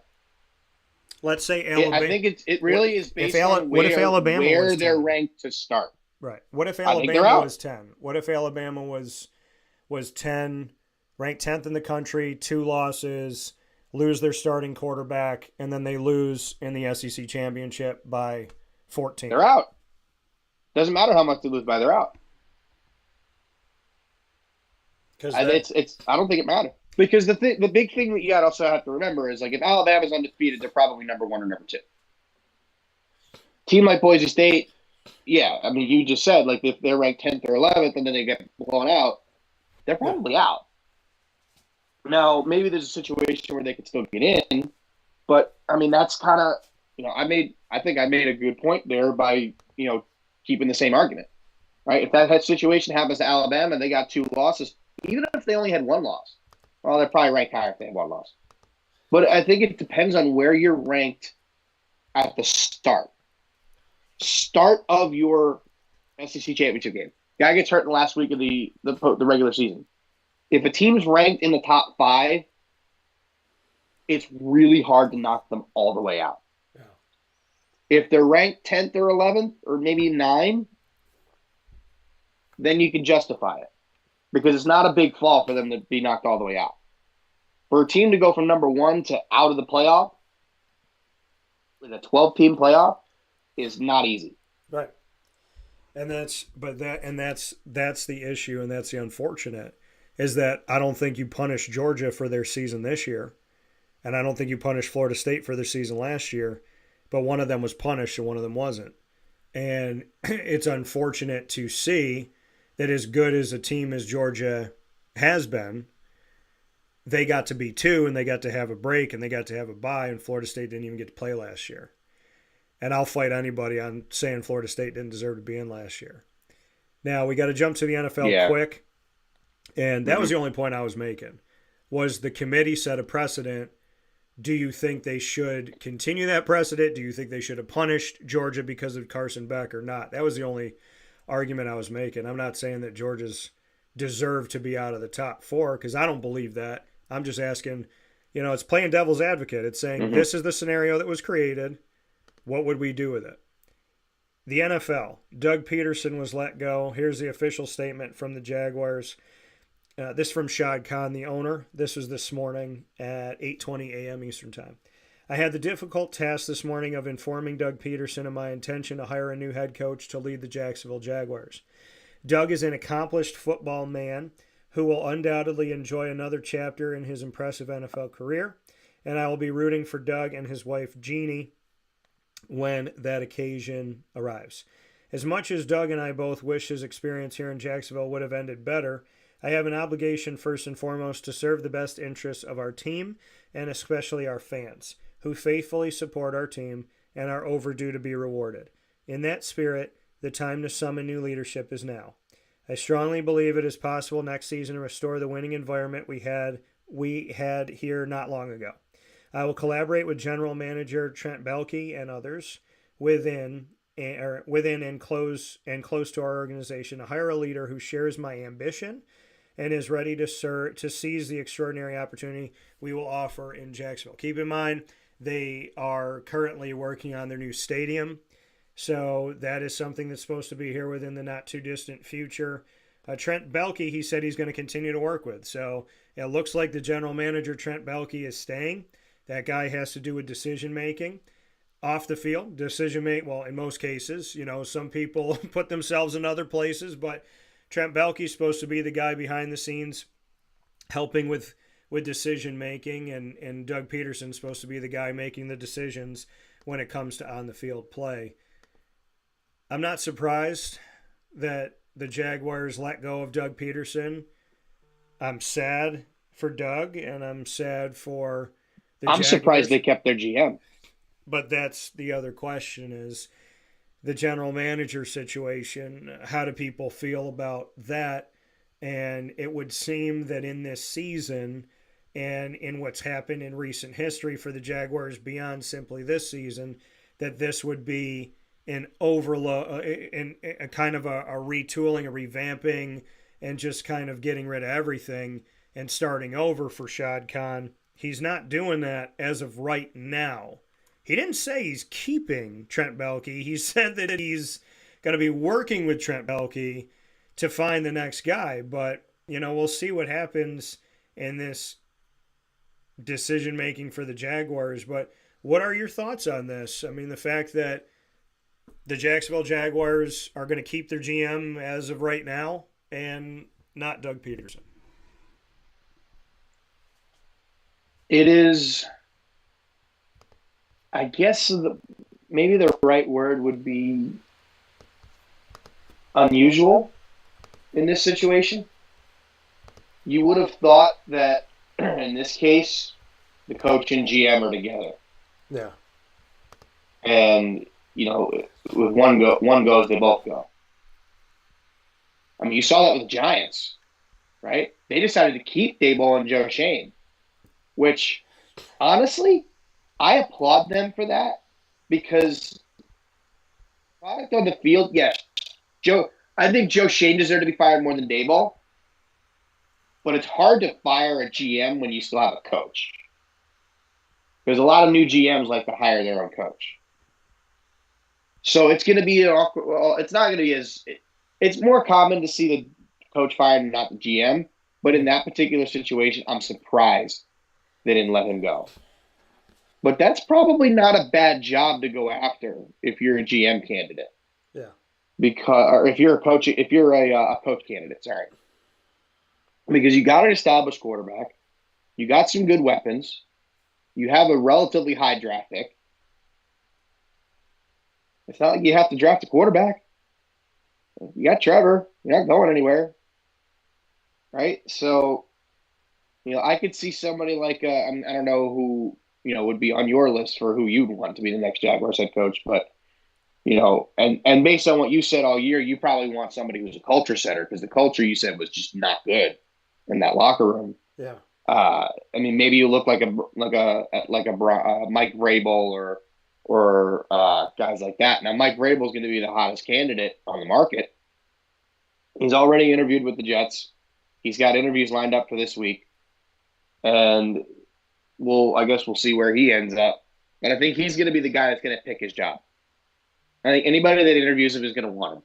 Yeah. So he'll have his choice of where he wants to go. And I feel like he's going to want to go to a place that doesn't have a GM in place yet because he's going to want to have an input into who is the general manager of the team. So we'll see with that.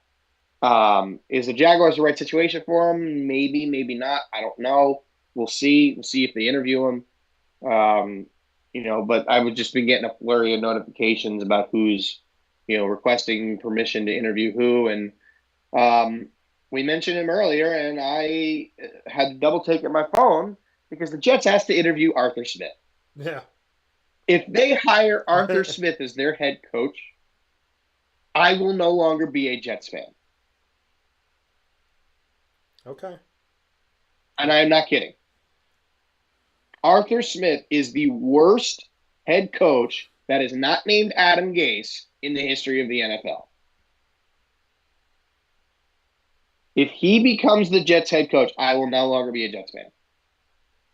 I will be shopping for teams to root for. It might be the Minnesota Vikings. I don't know. But they didn't look good last night against Detroit.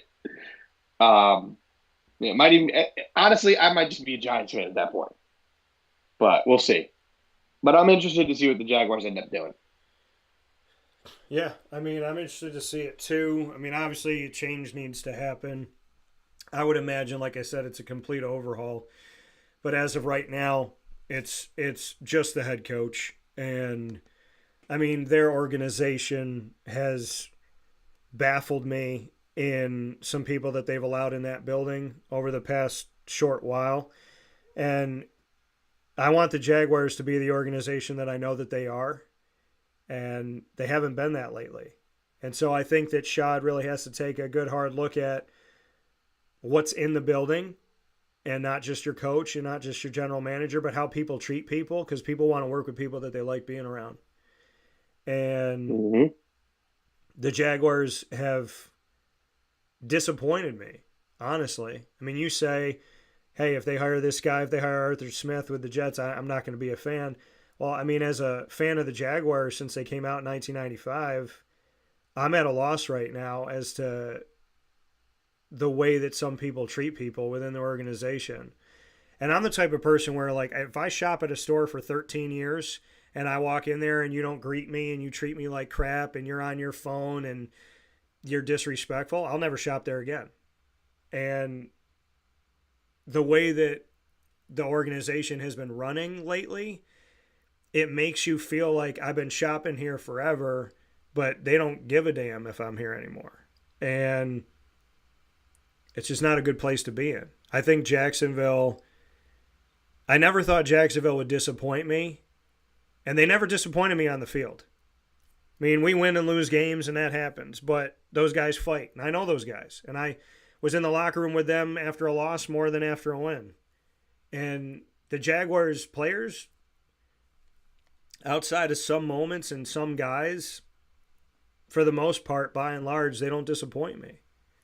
But the organization has disappointed me. And I think you and I, buddy, unfortunately are in a place where we're disappointed in the organizations that we're fans of. And that disappointment, the only thing you can do to move forward is to find people that can make good decisions with morals and values, I think with God, and that care. I mean, the Jets are looking for their leadership and head coach and general manager. The Saints are looking for a head coach. The Bears are looking for a head coach. The Patriots didn't even wait 5 seconds to fire Gerard Mayo after one season. And that was messed up. And now the Jaguars, and the Gerard Mayo thing, unless they are like, they want to do it quick because they're hiring Mike Vrabel before people can interview him. I mean, that would make sense. If they bring out Gerard and they put in Mike Vrabel, then you could be like, oh, okay, they're taking one former player for another former player, and they wanted to do it fast, and they didn't want anybody else to be there. But Gerard Mayo, if they wanted Mike Vrabel, they would have hired him last year. True, but buyer's remorse, regret of decision making. I don't know what the Patriots are going to be doing, but I don't know Gerard Mayo personally, and I don't have to be able to say this. I feel bad for him. I feel he was really Bill Belichick's handpicked replacement. Yeah, he was Bill's handpicked replacement. They win a game at the end of the season. His team's, positive and upbeat and everything. 5 minutes later, he has his press conference. 5 minutes later, he's fired. Like, really?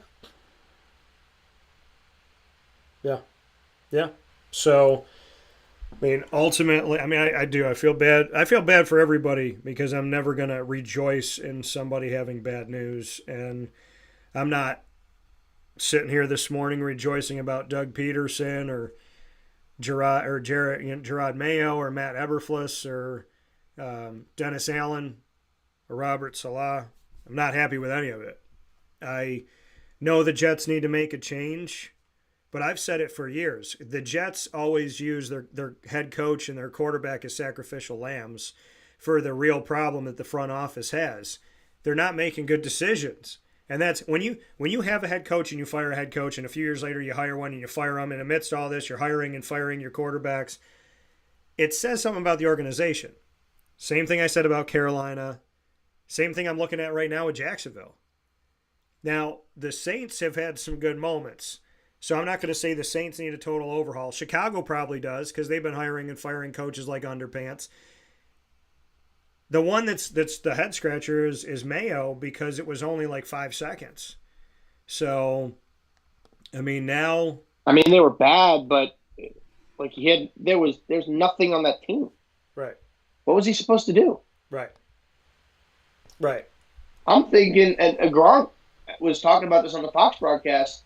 I think he made a good point. Like, I don't know if the Crafts even wanted Mayo. I think they only hired him because it was who Belichick wanted to replace him. Yeah. Well, now we're looking at this. We may see more. We will have to find out as time goes by. My prayers, more than anything else, my prayers and my well wishes to the families of everyone affected and to the gentlemen that don't have their jobs as coordinators, GMs, or head coaches right now. So it's definitely a tough job. It's a tough road. And Murph is going to jump off here. We're going to have a few more minutes on the show. We got to wrap up some things. We put some polls out there and want to know what y'all were thinking about the NFL and college football. Murph, as always, appreciate the time. Appreciate you being here. We have definitely got a Final Four that are going to cause all four of these teams to have minimal mistakes. I think we got a good four. Oh, yeah. And I'm excited to see what it'll be. And kudos to you for thinking that these teams early on had something to give. They needed to show me more. They have. And so I come on late and say, okay, you know what? Ohio State, Notre Dame, Penn State, I'm seeing the work put in. Respect. You Hmm. had the respect earlier on, so kudos to you for that. My You respect has been gained finally over time. understand where I was coming from. I don't understand the unfair ranking of it Yeah. all. I understand, and that's where the two conversations are. They're unfairly ranked, but if they win games, they win games. Ohio State is probably the team that I would lean on the most in that conference. Of it, if they're going to be put in a high octane situation, can they win? And Penn State was the team that, and people forget this. I was rooting for Penn State, and I was rooting for them to get in the college football playoff a few years back, or to get as close as they possibly could, because they got an unfair shake a few years ago. So to see what Franklin's doing, as well as I mean, that was, Sarkisian, you're talking to the 2-loss year where they beat Ohio State and won the Big Ten, yeah, but they had those two bad losses. yeah, and I was sitting there looking at Penn State, going, can we really say that this team is not good enough? Do we really think they're 5 and not 4? And now that's why Yeah. I'm happy that there's an expanded playoff, so that we don't have to have those conversations. We still have to have some conversations about who's 13th and 14th and who's 12th, but we are where we Hmm. are. There will always be a conversation. We don't always agree, but we can have the conversation with you, and we can have it with civility. So, as always, Murph, I And they're good appreciate you. debates. I always think they are. What'd you say? And they're always good debates. Yeah. I mean, and I'm just, in the case of Florida State, I'm just trying to look out for this to not happen to It somebody make else. it makes for great content. Right. I mean, if the when the committee said on the phone, when I was on the phone, when they made that comment about Genty and monitoring his injuries, I was like, oh, I was nervous for. I was like, if he goes down, are they going to punish the whole team? So I'm happy he didn't. I'm happy they didn't, and I'm happy Boise State got to play, and it's nice. They've never played for a national championship before. They had a chance to do it this year. Yep. As always, Murph, I appreciate your time, and I look forward to talking with you soon. Appreciate it, my friend. Hopefully, we're previewing a Penn State Ohio State national championship next Monday. Well, I picked Texas to win it all, so we'll see. So we shall see. I wouldn't hate Texas either. I know. Texas is probably easier, better game, All I can but say we'll is see. I feel very spoiled to have the 4 that we got. So we'll see what happens from there. Yes, I do. I do too. All right. Take care. That Thanks, coming buddy. from Murph here on Wake Up Call with Dan Tortora for DT and Murphy on Wake Up Call with Dan Tortora. And yeah, I think it's important. We're not always going to agree on everything. And the unfortunate thing about life today is it feels like if somebody disagrees with you about one subject, that person feels compelled to disagree with you for the rest of their lives. It's almost like they got a high off of disagreeing with you, so they just keep going. And I'm not talking about Murph in this situation. I'm just saying in general. I see people talk. I see people agree with each other and they're still fighting. So, because it's like who said it first and who, whatever, whatever.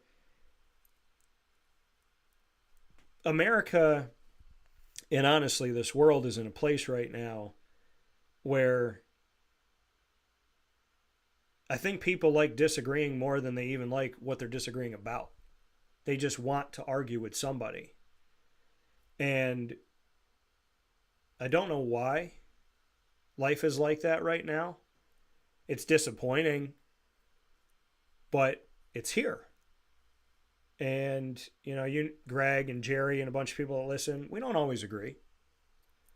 But you try to get through to someone and say, like, this is my point. And I can sit in a conversation and say, okay, you disagree with me. All right. But if you disagree with me at every turn on everything that I say, it makes me feel like if I said there's a baby on a train track, we should save the baby, that you would say no, just because you're so used to disagreeing with me that you'd let the baby die on the train track. And that's a dangerous place that we're in today's society, is that some people disagree and disagree and disagree, that they don't even know what they're disagreeing about. And I speak for a living. I would like to think I know how to speak. But sometimes things get lost in translation and it's difficult. But there's opinions that I've taken based in factual evidence. And because I don't believe in taking an opinion with no fact and nothing to back it up. So I can live in a world where I could say the Big Ten and Notre Dame get ranked higher than other teams in the preseason, and if they lose, they have quality losses and they get taken care of in certain instances where the ACC doesn't. And the ACC would have that conversation with you too, I believe. You know, the Big Ten and Notre Dame, they have advantages in the polls. They seem more protected in the polls than other conferences. Maybe not the SEC, but the Big 12, the Pac-12 of the past, the ACC, the American. And in 2020, it was clear because teams were 0-0 in the Big Ten. They weren't playing games and they were getting moved up the rankings, starting in the top 10, starting in the, you know, it's like, how do you not play a game and you're in the top 10? How do you not play a game and you're in the top 5? How do you not play a game and you move up 4 spots? So it's based in factual evidence. But as much as I say the Big Ten is given some extra oomph in the rankings, and Notre Dame is given that too, I never said these teams can't win the games. Never said they can't win. I picked Notre Dame to beat Indiana. So, and I said Oregon was ripe for a loss. I didn't know when it was going to come, but am I surprised that Ohio State beat them? No, I'm surprised Ohio State beat them by 20. We're allowed to disagree on this show. We're allowed to disagree in life. Sometimes you just wish that people would take a step back and hear you instead of just being so quick to continue. It's tough. Disagreements happen, but respect is important.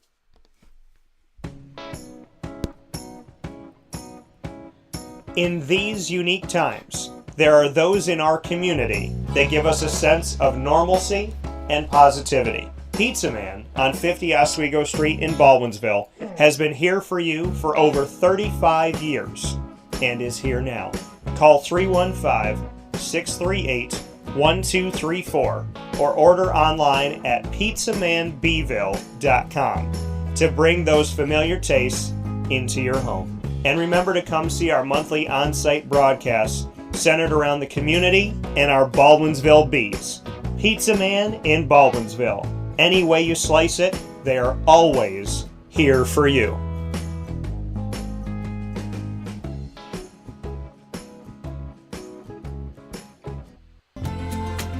Looking for your next ride?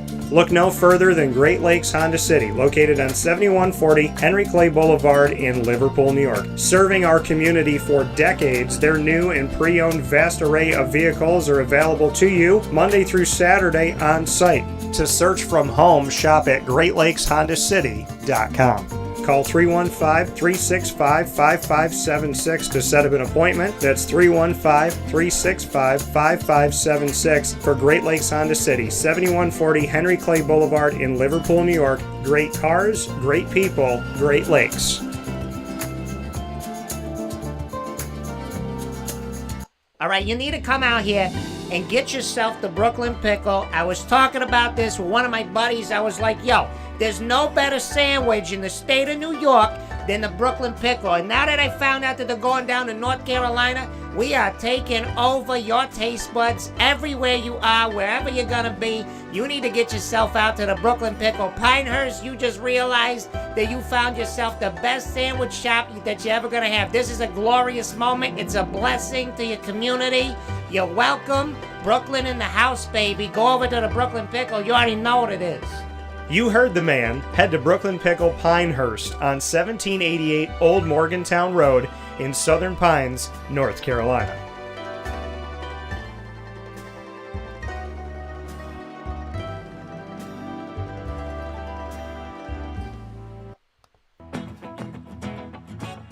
Hi, this is Amy from Mother's Cupboard, home of the whole frittata. We are open daily 6 a.m. to 1:30 p.m. For takeout orders, call 315-432-0942 and tune in to Wake Up Call with Dan Tortora for our monthly food challenge and try our Wake Up Call signature menu item available 7 days a week.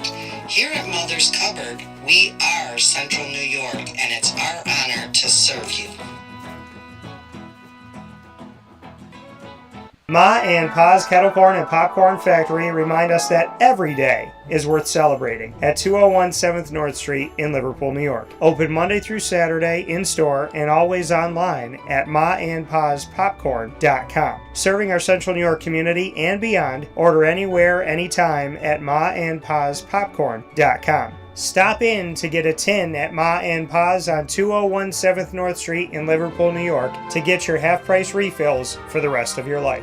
Come to Ma and Pa's for your holiday gift giving for family, friends, employees, and clients. And remember, for fundraising and events, to call 315-450-6272. That's 315-450-6272. Ma and Pa's Kettle Corn and Popcorn Factory. How corny are you? This is Jimmer Sikowski, owner-operator of Chick-fil-A Cicero, 7916 Brewerton Road in Cicero, right in front of the Home Depot. I had a deep feeling that God wanted me to do something bigger with my life and to help people, help others. He kept putting Chick-fil-A in my life, and I realized as I was going through the franchise selection process that positively impacting the lives of others was really core to what we do here at Chick-fil-A. First of all, it starts with the food. The food is brought in fresh daily. We bring in local produce. We prepare to order in the kitchen. We hand bread our chicken. We hand spin our milkshakes. It's great food. It doesn't taste like fast food. I think the second thing is the way people feel when they come in a Chick-fil-A restaurant. It's different. We try to treat people with intentional kindness here, which is very different and deeper than good customer service. And so I think it feels remarkable for most people to come in a Chick-fil-A restaurant. And then lastly, the impact that we try to have in the community is very different. It's a big part of the expectation of every operator of a Chick-fil-A restaurant is that they're actively engaged in their community, they're a leader in the community, and they're making a difference. When they realize that what we're striving to do is to shine a little light in their life, that's a very, very different experience than you will have in any other quick service restaurant. And it's that remarkable experience that I think people will emotionally connect with.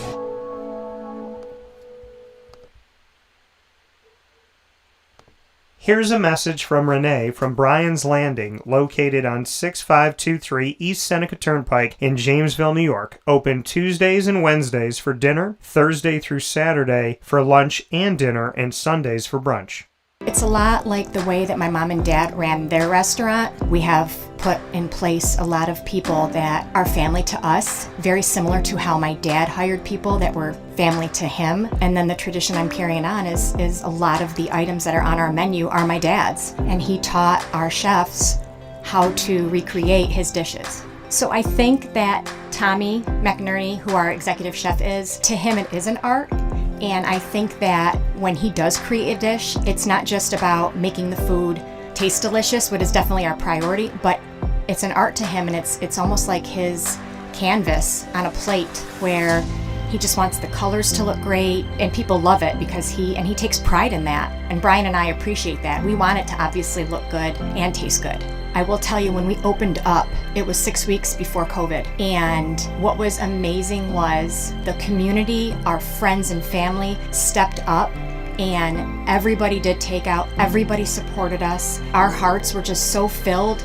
So to Bryan and I, obviously our friends come all the time, and we just have repeat customers in Jamesville, and I think people going to our previous restaurant in Green Lakes are making the trip to come to Bryan's Landing to support us. And I mean, I think we have great food and a great atmosphere. So it's very, very important to us. Head to Bryan's Landing, located on 6523 East Seneca Turnpike in Jamesville, New York, where memories have become recipes that are now meals to share with you. Tuesdays and Wednesdays for dinner, Thursday through Saturday for lunch and dinner, and on Sundays for brunch. And be sure to come out for live music Friday, Saturday, and Sunday.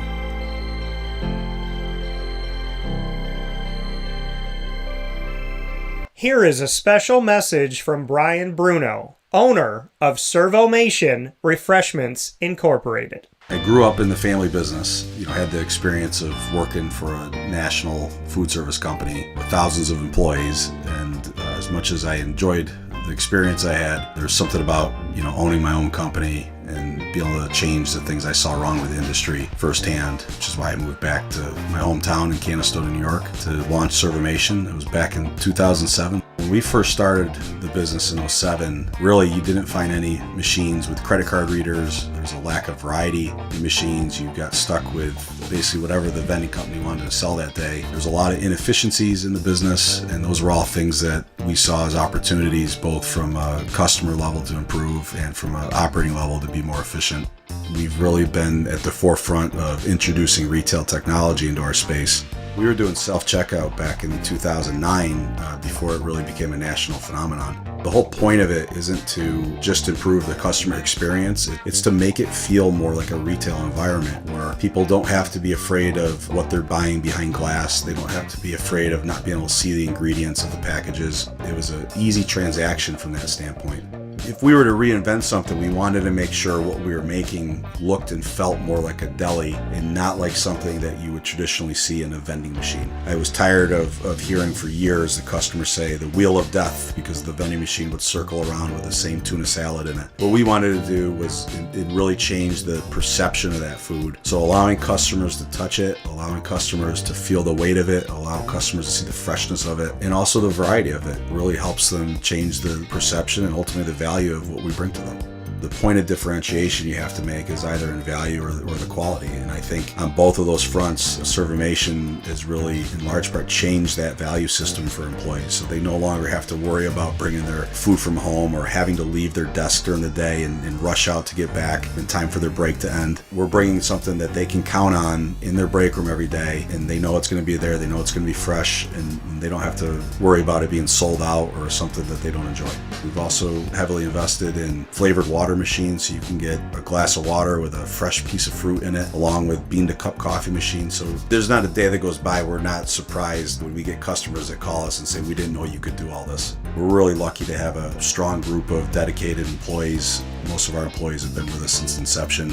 They're family to us, and people like doing business with people they like and trust. And I think the same thing goes for employees. In a day and an age where there's a lot of corporations that just look at an employee as a number and don't get to know them, that's just not the way I was raised or how I like to do business. So we're a little old-fashioned. We like getting close to our employees. We like knowing how we can help them. We like knowing how we can improve their lives, adjust their schedules, whatever it may be to help improve their quality of life. And we think in the end that makes for a happier employee. We're fortunate enough to have really grown over the last several years, and from Pennsylvania to Massachusetts to Connecticut, we really do have a strong connection, even though we're not in the rooms every day with these employees. There's not one single employee that we feel like we don't know, and certainly we know they can call us at any time, and they're definitely treated as family to us. I wake up every single day really excited to surprise our customers in a good way. The one thing I can tell you is I think that every one of our employees and every one of our customers will continue to be at the forefront of every decision we make. Find out how Servomation can help you and your business by going to servomation.com. And welcome back here to Wake Up Call with Dan Tortora, where sports truly meets that thing called life. Appreciate you being here, hanging out with us inside of the Great Lakes Honda City Studios.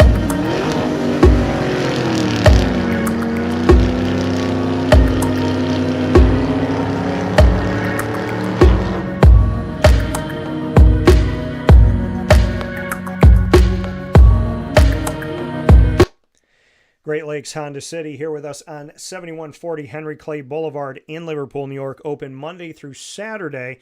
Make sure you get in touch with them today. Let them know that DT sent you for new and used vehicles of all different shapes and sizes for the needs that you have for yourself personally as well as your family. Head off to Great Lakes Honda City today, and you can find out more from Great Lakes Honda City by going to their website, greatlakeshondacity.com. With that being said, here on Wake Up Call with Dan Tortora, I want to thank Brendan for being a part of the show, and of course want to thank Greg for being a part of the show as well. And so definitely appreciate everybody here on the broadcast for being a part of Wake Up Call with Dan Tortora, where sports truly meets that thing called life. Thanks to Brendan, thanks to everyone who has been on the show, everybody who listens to the show. And even though we may disagree, we can respect each other, and I can always be better. So, if anybody's ever taken a disagreement from me personally, or I went too far with a disagreement, my apologies. Never meant that. And definitely not here to personally attack or be attacked, and understand that people have differences of opinions on the show, and we're allowed to have those opinions. People are very passionate about their opinions, and some people can't see what they give, and sometimes when they give it, they get it back. And, you just hope that differing views don't ruin relationships. With that being said, we look at the Goodyear Cotton Bowl Classic on X, the former Twitter, @CallDT, that's CALLDT. The question was, who will win the Goodyear Cotton Bowl Classic, Texas or Ohio State? The early voting is 100% for Ohio State, none for Texas. And then who will win the Capital One Orange Bowl, Penn State or Notre Dame? The early voting is 87.5% for Penn State, only 12.5% I actually put this in wrong here. So my apologies on that. And so let me go ahead and fix this one here. So I did put that in incorrect.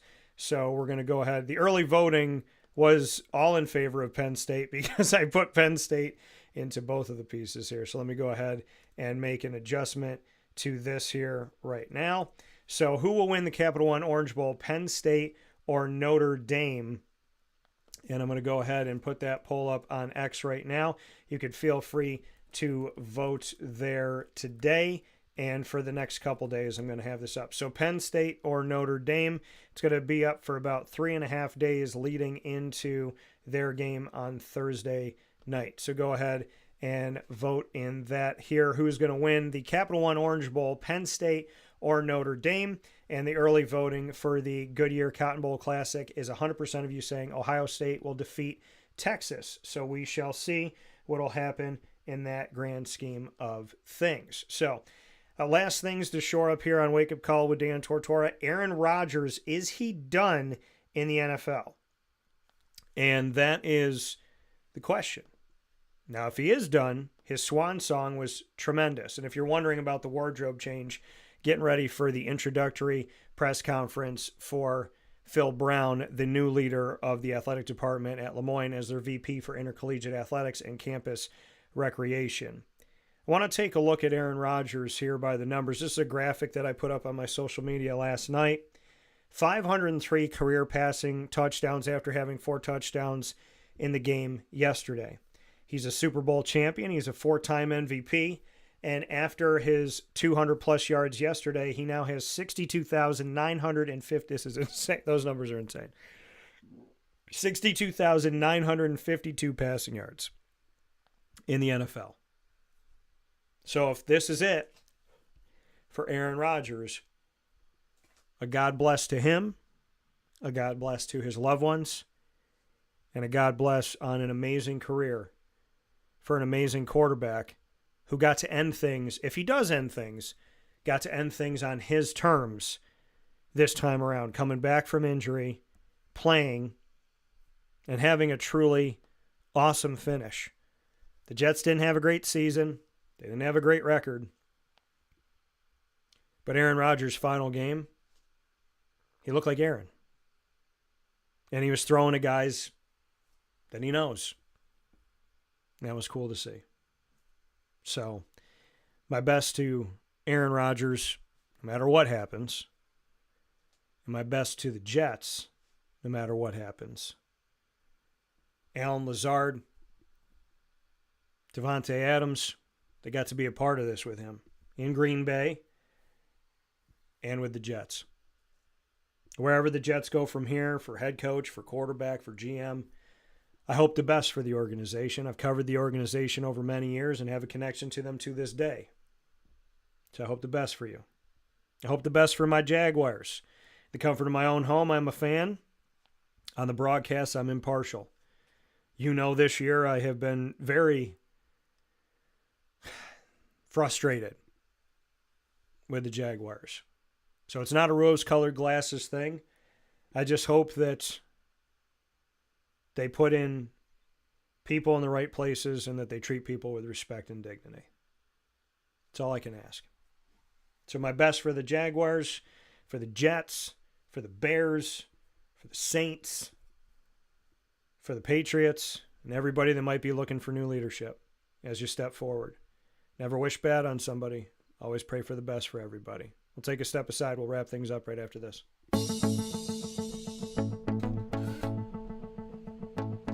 Avicoli's, located on the corner of Route 57 and Wetzel Road in Liverpool, New York, has been your trusted neighbor for decades. Located just steps from Liverpool High School, we're happy to have the Liverpool Warriors on-site, on-location broadcast at Avicoli's through Wake Up Call with Dan Tortora every single month, featuring student athletes, coaches, and administration throughout the year from Liverpool High School. Head out to Avicoli's today on the corner of Route 57 and Wetzel Road in Liverpool, New York, open Tuesday through Sunday for lunch, dinner, and drinks. We'd love to see you out there. And of course, you can call them at 315-622-5100 for takeout, delivery, and catering. That's 315-622-5100. And also find them on myavicolis.com. That's myavicollis.com.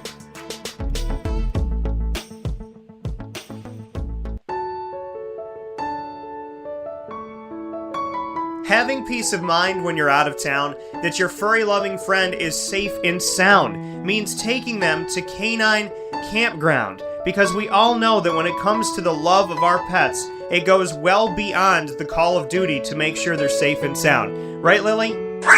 So take a ride to 242 Johnson Street in East Syracuse, New York, and see Canine Campground and where your dog will be staying, in the classic cabin, the executive cabin, the grand cabin, or of course the luxury cabin, because if you know Lily, you know she loves luxury. Now you don't have to wait to the last minute to find a family member or a friend that'll take your dog for a few days. Call Canine Campground at 315-299-4013. That's 315-299-4013. Their drop-off and pickup times are Monday through Sunday. Check K9campground.com for more information. That's the letter K, the number 9, and campground spelled with a K.com. K9campground.com. When you're going out of town, bring your dog to Canine Campground.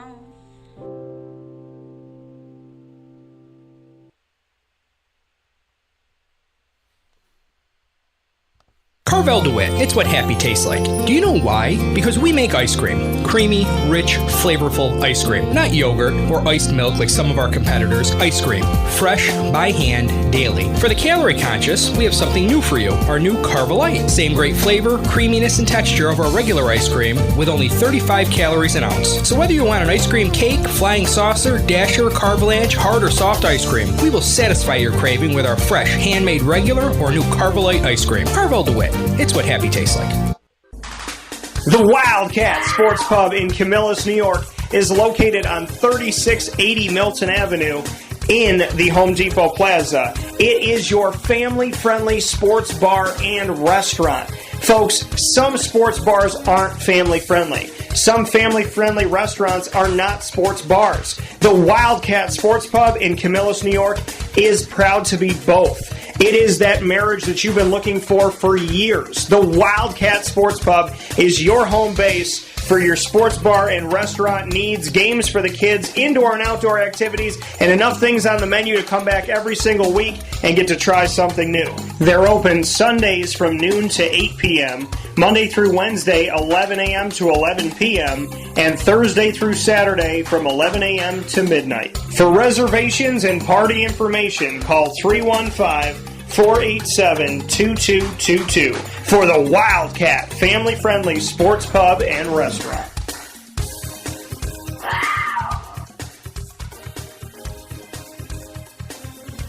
GG Cards and Breaks. Like, comment, subscribe. GG Cards and Breaks, coming to you on 639 Delmar Place in Syracuse, New York, is available to you Tuesday through Saturday from 10 a.m. to 6 p.m. and on Sundays from 10 to 5. They are the place to go to when it comes to hockey, soccer, basketball, football, baseball, Disney Lorcana, Magic the Gathering, Yu-Gi-Oh!, Pokemon, and more, including all the supplies that you need. If you've never collected cards before, you will have everything that you need as far as packs and boxes to buy singles and graded cards. So you can go and get a singles. You can see what the card is. Say, that's my favorite player. I love that card. That's the autograph. That's the one I want. Or you can try your luck and open up a box or a pack and see what you get from there at GG Cards and Breaks. And from there, they have the boxes, they have the binders, they have the sleeves, they have the one-touch cases to protect those cards that you're bringing home with you. You also have a wonderful place to grab a gift for those that you love. The great thing about sports and entertainment when it comes to these trading card games and these collectible cards that we have in the sports world is that all of us were a kid at some point, right? And when you have these things at home, it helps you to stay a kid. It helps you to be a kid for as long as possible. And no matter how old you get, it keeps that kid spirit in you. Make sure you go to GG Cards and Breaks and see what I'm talking about. They have a lot of great things that keep me a kid, and I hope it'll do the same for you. 639 Delmar Place in Syracuse, New York. I look forward to seeing you out there this week. With that being said, here on Wake Up Call with Dan Tortora inside of the Great Lakes Honda City Studios, I want to thank Brendan Murphy for being a part of the show. I want to thank everyone that's listened to the show. My appreciation. Greg, we may disagree, and if I took it too far, I'm sorry. I send you my love, and I send the same to your family. It's always been that way. Because my thing is, on my show, we can disagree to the high heavens, but we have to respect each other. And you deserve that, and so do I. So God bless to you. Facebook at Wake Up Call DT, X at Call DT, Instagram at Wake Up Call _DT. I hope you have a wonderful day. And here on Wake Up Call with Dan Tortora, thank you for watching and listening all over the country and the world. YouTube.com and Facebook.com, both / Wake Up Call DT, and on wakeupcalldt.podbean.com, Monday through Friday from 9 a.m. to 11 a.m. Eastern Time. And of course, Amazon Music, Audible, iHeartRadio, iTunes, and Apple Podcasts. Player FM, Podbean, Podchaser.com, Podvine, Spotify, TuneIn, and YouTube. All you got to do is search Wake Up Call with Dan Tortora, or one word, Wake Up Call DT. Many thanks to our incredible team, including Brooklyn Pickle down in North Carolina on 1788 Old Morganton Road in Southern Pines, North Carolina. And of course, here in Central and Upstate New York, our exclusive studio partner, Great Lakes Honda City, as well as Carvel DeWitt, the Wildcat Sports Pub, GG Cards and Breaks, Servomation, Brian's Landing, Canine Camp Dog Daycare, Ma and Pa's, the snack capital of the world, Avicoli's, Canine Campground Dog Boarding, Mother's Cupboard, Chick-fil-A Cicero, Pizza Man, and of course we are the exclusive multimedia marketing partner of your Lemoyne College Dolphins, your Bryan and Scranton College Bobcats of Syracuse, and your Binghamton University Bearcats. You'll find the Dolphins every Wednesday at 9 a.m. Eastern Time, the Bearcats every Tuesday at 10 a.m. Eastern Time, and the Bobcats monthly here on Wake Up Call with Dan Tortora. You can find them all by going to youtube.com / Wake Up Call DT. Click subscribe, hit the notification bell, and find the Lemoyne playlist, the BSC Syracuse playlist, and the Binghamton playlist. They're also all on wakeupcalldt.com's homepage and underneath the exclusive partners tab. For more about your Dolphins, go to LeMoyneDolphins.com. About your Bobcats, go to Syracuse.bscbobcats.com. And for your Bearcats, go to BinghamtonBearcats.com. Have a beautiful day, and once again on Wake Up Call from the Great Lakes Honda City Studios, we appreciate you so very much for being here.